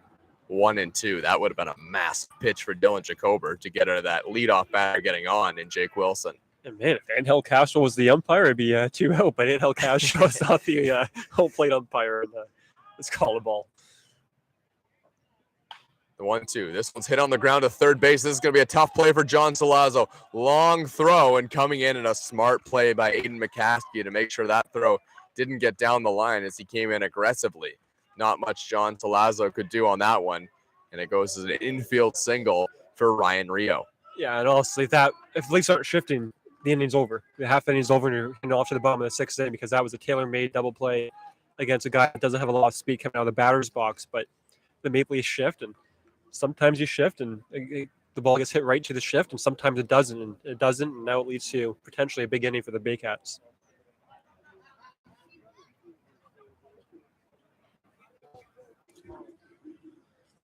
Batter's Juan Familia, and still a guy that the Baycats are waiting for his bat to come around. 9 RBIs this season, 24 strikeouts, and 60 at-bats for Familia. Native of Pennsylvania. Jacober, really nothing he could have done better in that at-bat. It wasn't even just the ground ball that he generated. He also had 2 swings and misses on Rio, so he's looking to continue that here against Juan Familia. Over the outside corner, strike 1. A ball on the ground, depending how hard it's hit, might be able to get Familia, but he does have plus speed. This one's in the dirt. It goes to the backstop. Both runners are going to advance. Ryan Rio just barely making it in there at second base. No throw from Justin Mara.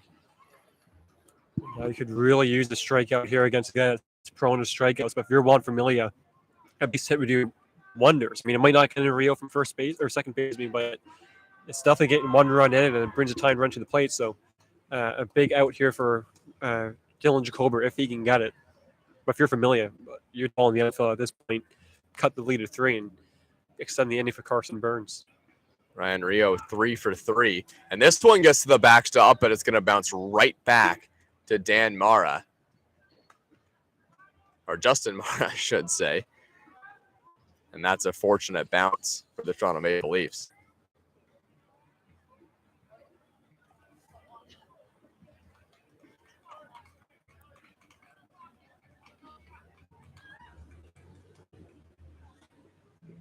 Jacober hunting for a pop-up or a strikeout or a very shallow fly ball. Just a 4-run lead for the Toronto Maple Leafs. Pitch is low. Now 3 balls against Juan Familia. And again, you look at it. Yeah, you love that leadoff walk to Jake Wilson, but then he gets a nice strike from Malik Williams on 3 pitches. And it looks like he generated a soft double play ball on Ryan Rio, but against the shift and a wild pitch later, and the Baycats are in business here in the top of the 6th inning. 2 on 1 out. The 3-1. Fouled straight back. Full count now on Familia.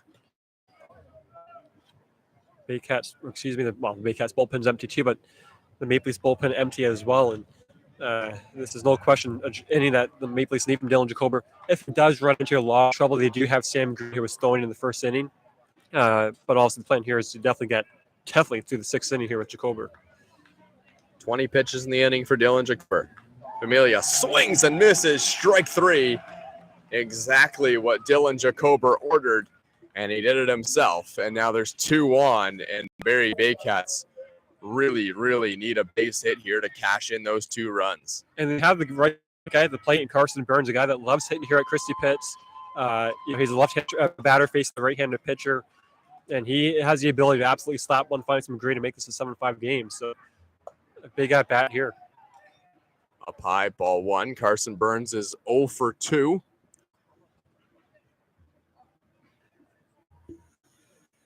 And then the next guy up is Tyler Plumpton, and that's a guy you really don't want to face in the Barrie Baycats lineup. The next 3 guys in this Baycats lineup do not have a lot of power, although Burns at the plate and Jansen in that 9-hole can absolutely hit one out at any given point. But they get on base a ton. And it's not, you don't see it often in this league, guys down the lineup get on base, but Burns absolutely can, and can Plumpton and Jansen. Inside 3-0. I doubt, given the season that Plumpton's been having, and he's on deck, that Burns would be given the green light in this spot, but you never know. You can't just ease one in here for Jacober. In there, strike one. So now 3-1. So this is a matchup that favors Carter Burns with the righty lefty. Tyler Plumpton is a left-handed bat, but he's also hitting 375. Right-handed bat, but yeah, I mean, Plumpton, and you look at the game he's having tonight, he's been once again terrific for the. This one smashed out there to right field, but right in his tracks is Greg Carrington, who makes the catch. And the Toronto Maple Leafs and Dylan Jacober escape what could have brought this game much closer. 7-3, Toronto Maple Leafs lead. This is Maple Leafs Baseball on YouTube, presented by TD Canada Trust.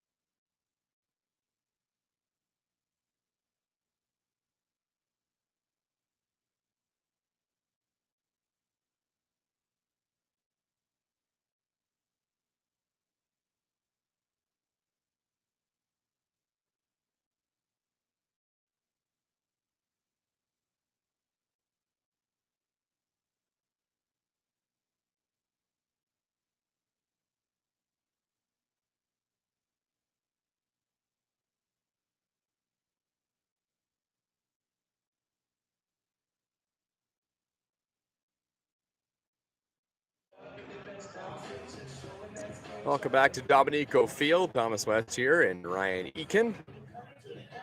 Barrie Baycats trailing the Toronto Maple Leafs 7-3. And Justin Mara is the batter and hit a huge 2-run home run in this game in the first inning.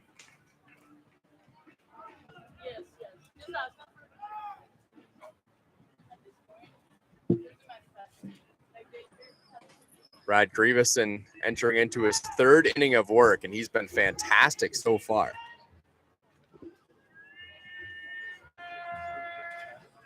Count is 1-1 on Justin Mara. In there, strike two.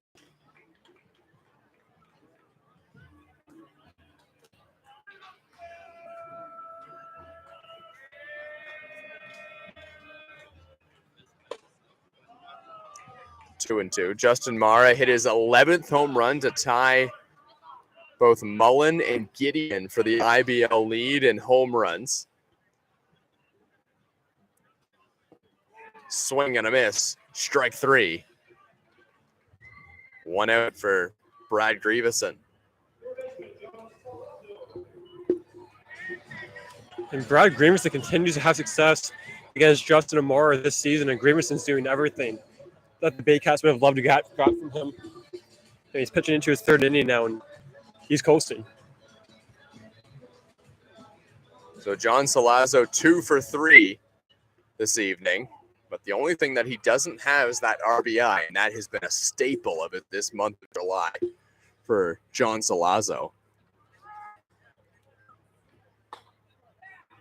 Outside corner, 1-1. Salazzo has scored both times that he's got on base.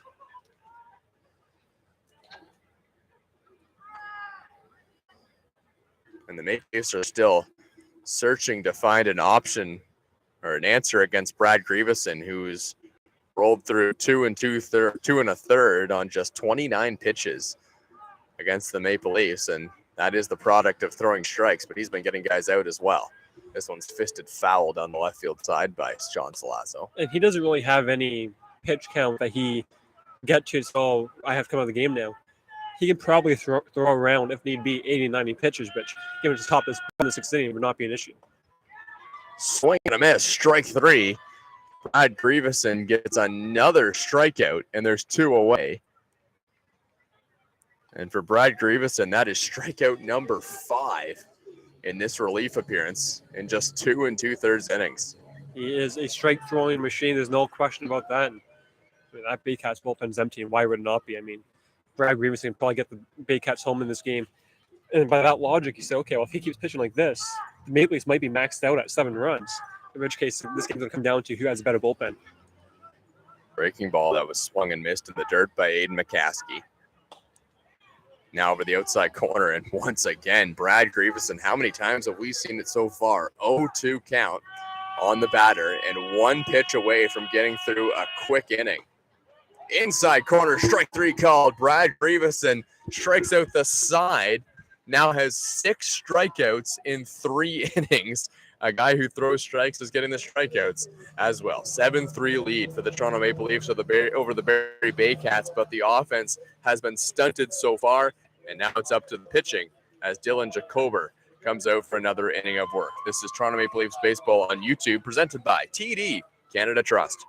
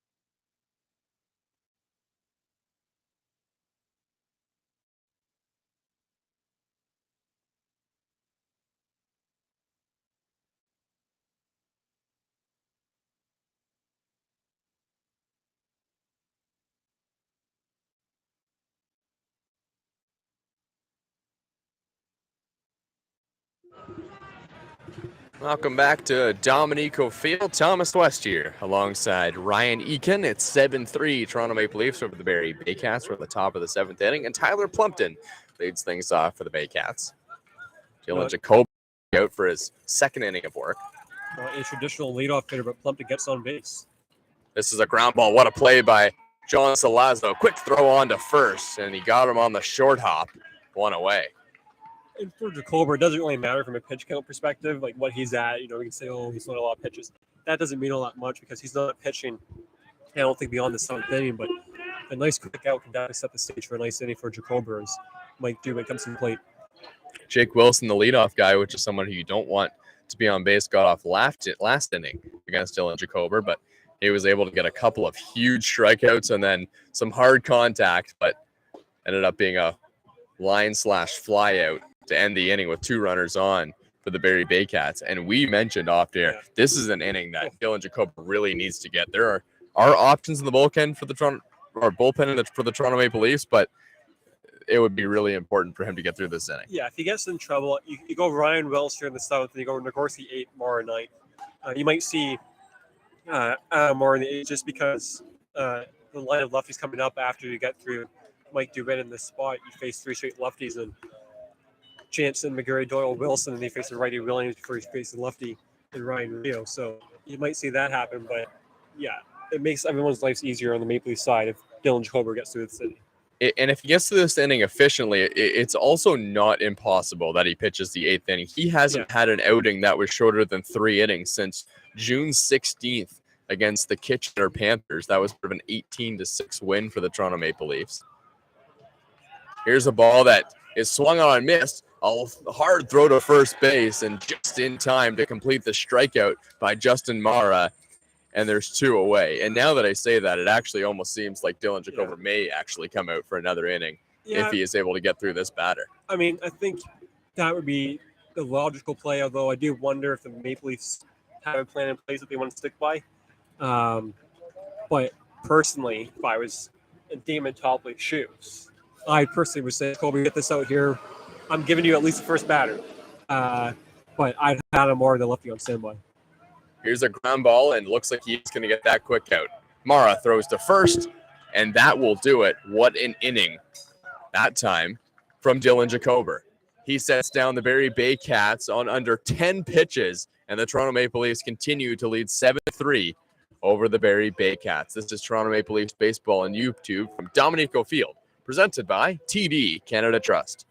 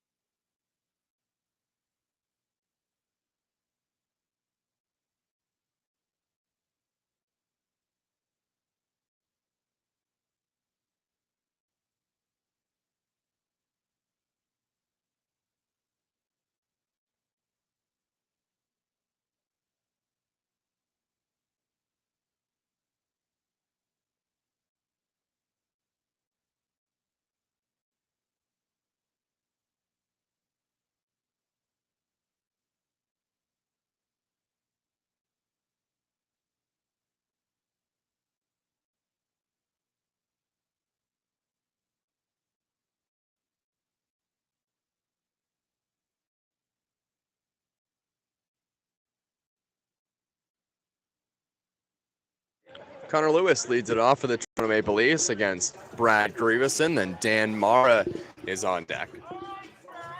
Brad Grieveson, he's coming in for his 4th inning of work, and he has 6 strikeouts through his first 3.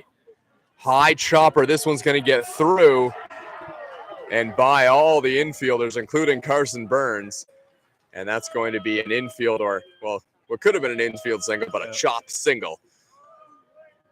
And who knows if Jansen was playing out, or a bit back, I should say, a bit more deep, that he may have had a play there, but a high bounce. And it brings up Dan Mara, which also gives Damon Topley, the Maple Leafs manager, some options in terms of what he wants to do here. Do you want to play for one run and try to bunt him over and bunt Lewis over and try to be a base hit away from extending this lead? Personally, that's what I would do. I want this baseball, although Owen Jansen's playing at third base.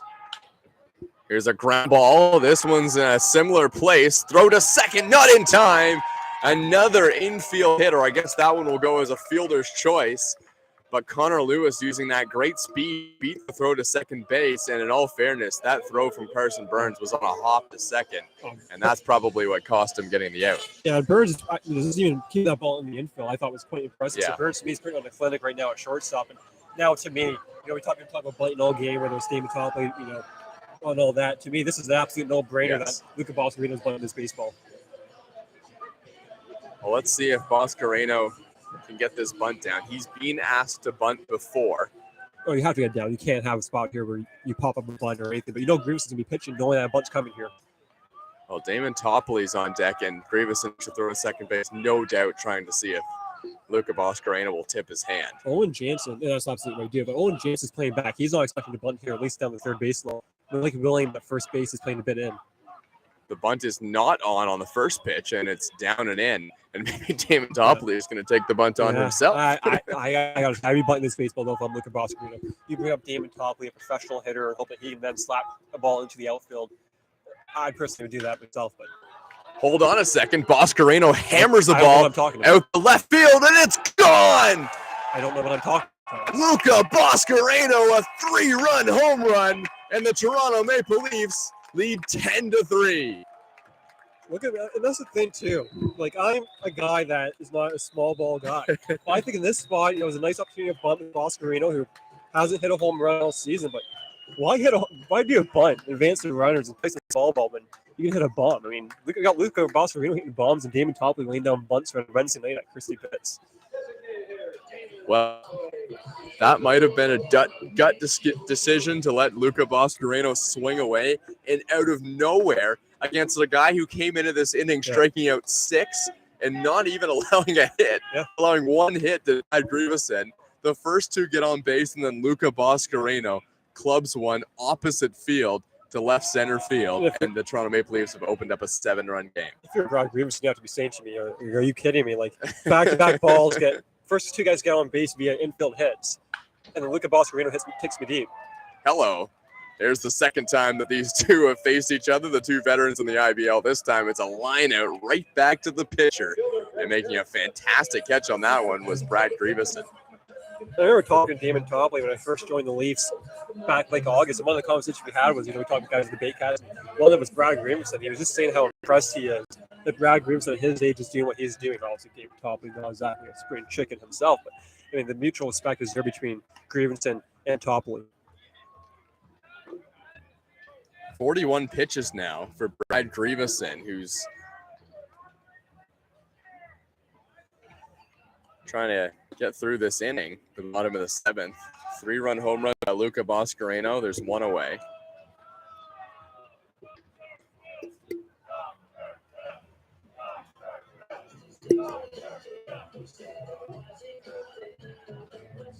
Tyler Plumpton's going to head out and have a chat with his pitcher.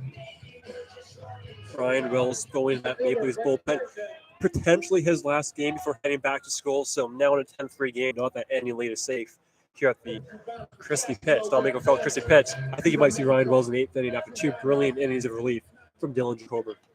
Remember, Brad Grieveson came into this game with a 2.36 ERA. A guy who's been really tough to score runs off of, although there has been a trend over his last couple of games where he has given up a couple of runs. Against the Guelph Royals, gave up 4 runs in 2 2/3 innings. And then against Kitchener in a 5-inning stint, gave up 3 runs. 2 of those runs came on a walk-off home run by Liam Wilson in that ball game. So, that was a tough little way to end, but was a pretty decent outing. As fan trying to make a barehanded catch, and the ball ends up rolling down the Christie hillside. Greg Carrington, the batter, and Jose Vinicio is on deck. Inside corner, strike 3 called. Greg Carrington goes down looking, and there's 2 away.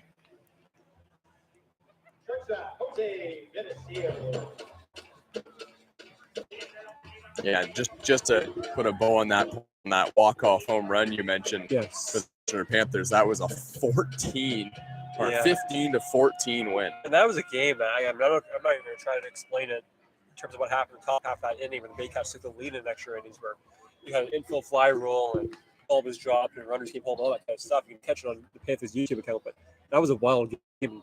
Up there, it's probably one of the crazier games in the IBL this season. Vinicio takes inside on a hard fastball from Brad Grieveson. 1-1.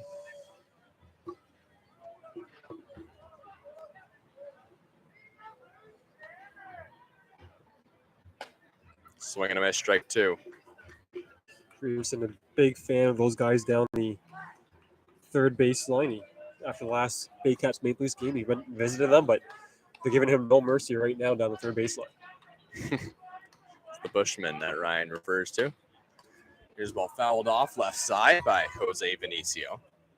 2 outs in what has been an eventful bottom of the 7th inning, where Luca Boscarino hits a 3-run home run in a situation that seemed like a bunt scenario, but cranks it opposite field, and that's what's opened up this big lead for the Toronto Maple Leafs.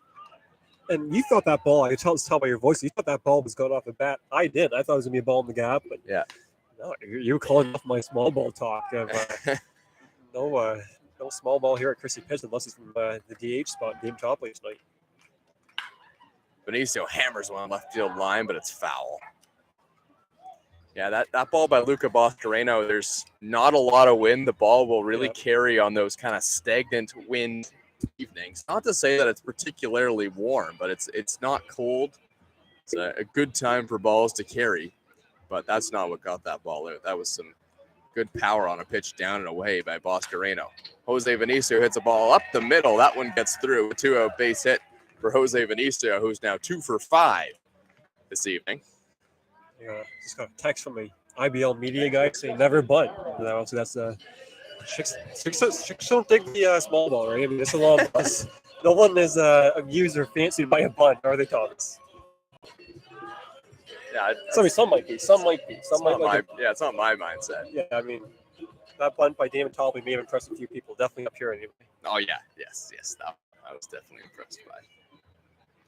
Boscareno, go back to Boscareno. He's a guy that he's going to Connors State in the fall. He's going to play some outfield. He's going to come back next season for the Maple Leafs and be an even better player. After all this experience, facing a guy like Brad Grieves, who's pitched at a top D1 JUCO and has pitched in the IBL for many seasons.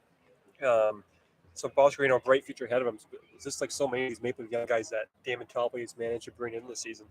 Yes, it's worth mentioning as well. That's the first Inter-County Baseball League home run for Luca Boscareno, but as you mentioned, could be first of many, as he has a bright future wherever he ends up going at Connors State, or maybe again here with the Toronto Maple Leafs next season. He'll be going to Connors State with Brady Skornick, who began the season with the Maple Leafs before suffering a tough injury. And, there's a lot of guys that pitch at Connors State, play at Connors State. Swing and a miss, strike 3. Brad Grieveson gets out of the inning, but this one was not as pristine as the first 3 that the Toronto Maple Leafs get 3 in the inning and now lead 10-3 over the Barrie Baycats. This is Toronto Maple Leafs Baseball on YouTube, presented by TD Canada Trust.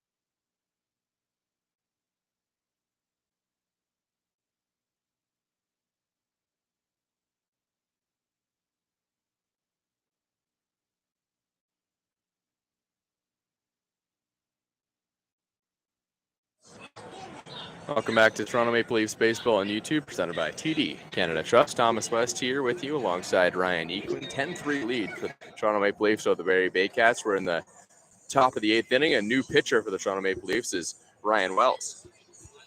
Wells might be pitching his last game here for the Maple Leaf season before he heads back to school. Damon Topley definitely want to get him in this ball game as he falls behind 3-0 early. And it's not a point in the game yet where you just say, let's bring in Wells and pitch a couple of innings here, the game's over. It's a 7-run lead at Christie pitch, top the big lineup up. You never know what can happen. The one thing that we do know that Ryan Wells wants to do is he wants to come in here and throw strikes, as there's a 3-0 green light for Noel And the McGarry-Doyle. 10-3 game, that's an interesting choice.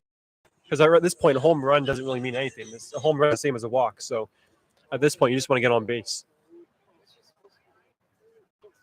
3-1. Low or 2-1.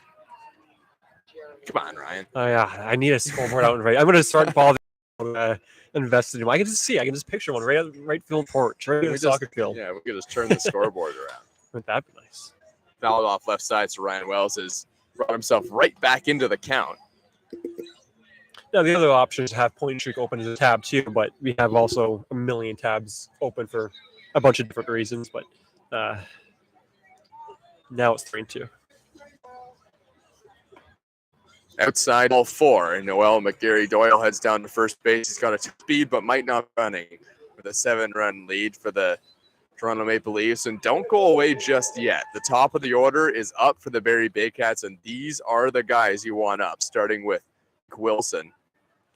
This game's not over, and you see Franklin Hernandez up, not even tossing. He's not even picked up, doesn't have a baseball in his hand, but he's stretching, and Sam Green's been up and down throughout the ball game, and this is a game that you have to really focus on if you're the Maple Leafs. An inning you have to really focus on because this game's not over. Chris Nagorski, also an option in the bullpen. Adam Marr is here as well. Right, all good options for the Toronto Maple Leafs. McGarry-Doyle, an aggressive lead off of first base. McCaskey's going to hold him there. Here's a ground ball. That one's going to get through, and as we say that, Aiden McCaskey wasn't holding on the runner at first. Probably would have been a double play. Instead, it goes as a sharp base hit through the infield for Jake Wilson, and the first two have reached against Ryan Wells. And it brings up the Baycats' top 2 bats. And the one thing you absolutely have to do if you're Wells in this spot is throw strikes. You can still get in trouble by throwing strikes and allowing home runs and doubles and base hits, but you can't get in trouble via the base on ball. And that's how this inning begins. So if you're Wells, throw strikes and hope that at this point you'll take a sac fly for someone running an extra 90 feet. At this point, you're counting outs in the Maple Leafs bullpen.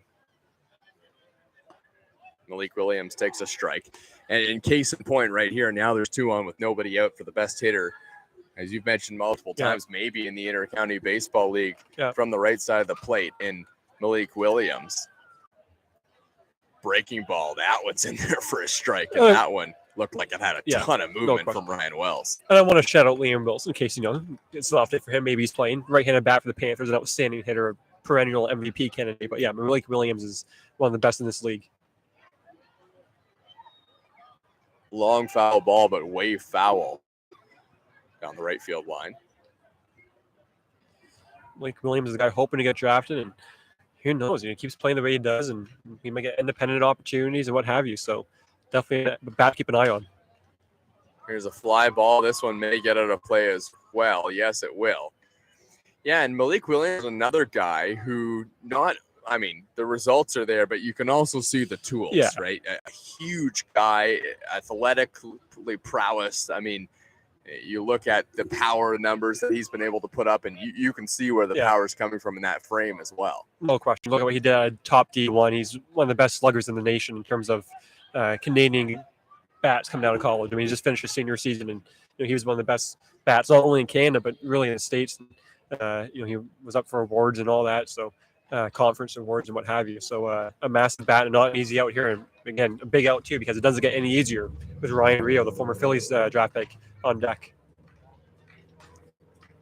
Williams takes in the dirt, a check swing. He didn't go around, and that's the second time in a row, but that's been a great block behind the plate by Justin Mara. Malik Williams comes into this game with a 6-game hit streak. A hit streak which he has not extended yet, and we're in the top of the 8th inning. Breaking ball, and did that go around the back of Malik Williams? And that one, he doesn't. Maybe I understand it's a breaking ball, and maybe you want to eat that one, but at the same time, anything up top, close to the head, you don't want to eat. And a massive pitch here, and you can see Franklin Hernandez really starting to throw in that Maple Leafs bullpen, because this game, it can get out of hand quick for the Maple Leafs if the Baycats begin to rally. 3-2, big pitch. Outside ball 4, and the bases are loaded with nobody out for the Barrie Baycats in the top of the 8th inning. And now some more frantic movement down the left field line in the Maple Leafs bullpen as Damon Topley comes for a visit with his young pitcher. Yeah, I don't think Topley will pull him yet unless he thinks Franklin Hernandez is loose. I think this is an opportunity for him to do two things. One, to calm down Ryan Wells and understand that you're a ground ball away from this inning being a lot easier, but also give time for Franklin Hernandez, and that's exactly what that is. And I mean, Ryan Rio, who's hit a bomb in this game and a ball that easily could have been a home run in other ballparks, given how deep Dad's center is here at Pitt. He has an opportunity to make this a 3-run ball game with one swing of the bat. Well, this is a bit of a tough position that Ryan Wells is thrown into with the top of the order coming up and a good top of the order for the Barrie Baycats as well. But two of these guys that have gone on have not got on via the hit. They've got on via the walk, which is something that Ryan Wells probably wants to clean up. Here's Ryan Rio.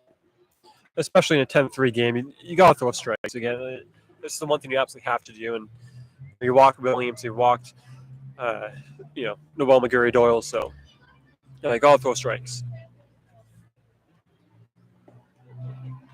Pitch is low 2-0. Ryan Rio doesn't walk a lot. He's only walked 7 times this season.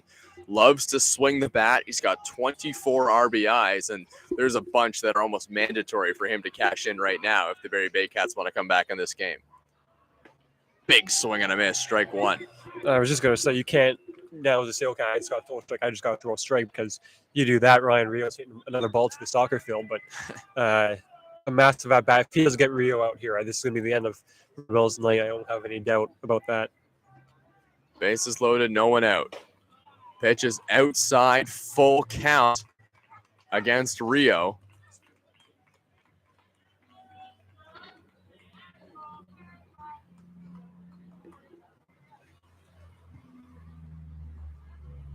Wells needs a strike, and he gets one.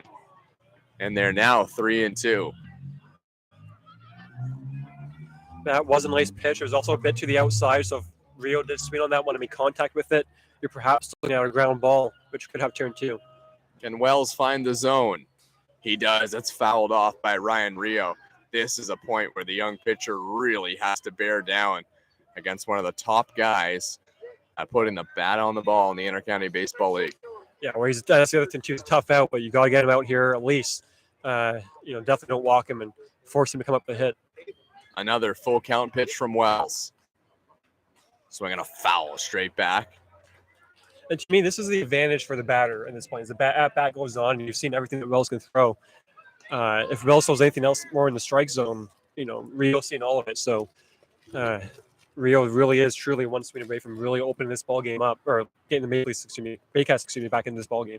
A third 3-2 pitch. The inside corner. Strike 3 called. A massive first out for Ryan Wells. And I can't blame Ryan Rio on that one. I mean, again, we always say it, no matter if it's a Baycat batting or Maple Leaf batting, we really have no idea up here at Christie Pitts on top of the hillside, but that did look inside. And I'm amazed, by the way, that he avoided an injection in this game, because that was up there as that, pretty Rio, one of the more, that was pretty aggressive, but to be honest, I mean, he made a case. Some animated frustration coming back into the Barrie Baycats dugout for Ryan Rio. And James Anderson in as a pinch hitter for Juan Familia, who simply has not had it for the Maple Leafs for the Baycats in this game. So Anderson comes in as a guy who can put a bat on the ball, and Juan Familia straight up could not put a bat on the ball in this game. Big pinch hit assignment. Now there's one away with the bases still loaded, and there's a strike from Ryan Wells. It's 1-1. And that was a lot closer to being in the zone, but at this point, obviously, anything that's a borderline pitch, the Baycats won't be happy with given the last call. So they've not been happy with the umpiring all night, right from the first inning. Anderson swings and misses, strike 2. And maybe Ryan Wells has found the strike zone again here in the top of the 8th inning, but the bases are loaded. And what it does do, at least, even if you allow a grand slam in this spot, you have bought Franklin Hernandez more time to get loose. And now he's officially loose no matter what happens. Just inside 2-2. James Anderson comes into this game hitting .264. 4 doubles, 1 home run. He's a veteran bat, can put the ball, and all he needs really here is a base hit. Just inside. Now, once again, Ryan Wells finds him in a 3-ball count. Yeah, and I think if he walks him here, allows a hit, whatever it may be, hits him, whatever it may be, it's going to be his last at bat unless he gets him out via a strikeout, pop up, fly out, whatever it may be. Pitch number 31. Swing and a miss. Strike 3. Back-to-back strikeouts for Ryan Wells. And there's 2 away. And he is 1 out away from getting out of a bases loaded, nobody out situation. And the guy standing in front of him is Carson Burns. Well, the easiest way for the Baycats dugout to not be able to complain about anything is if you strike out in a high fastball. So James Anderson goes back to the bench there. It was a great at bat, but Ryan Wells threw the heat on 3-2 and got him out. So this is attempt number 3 to try and cash in one of those runners on first, second, or third for the Barrie Baycats. And it doesn't get any easier again. Burns, he's been red hot as of late, and he's due for a hit. Fouled straight back. Burns had a great cut at that one, but now he's in an 0-2 hole. Maybe a big breaking ball coming here. Well, and that's the thing, especially against the left-handed bat, you can really freeze one. You could all-hane one too. I mean, it depends how you want to look at it, but some positivity on a Wednesday night, you can bring one in and freeze Carson Burns. But you got to think with the expanded strike zone, Burns is going to be swinging out a lot here. Check swing, did he go? How about that? Yes, he did. Strike 3 called. Ryan Wells gets the bases loaded, no one out, and then comes back and strikes out the side on 3 consecutive batters and puts the Barrie Baycats in a very, very deep hole, down 7 runs as we head to the bottom of the 8th inning in the bats for the Toronto Maple Leafs coming up. It's 10-3 Maple Leafs or the Barrie Baycats. This is Toronto Maple Leafs Baseball on YouTube, presented by TD Canada Trust.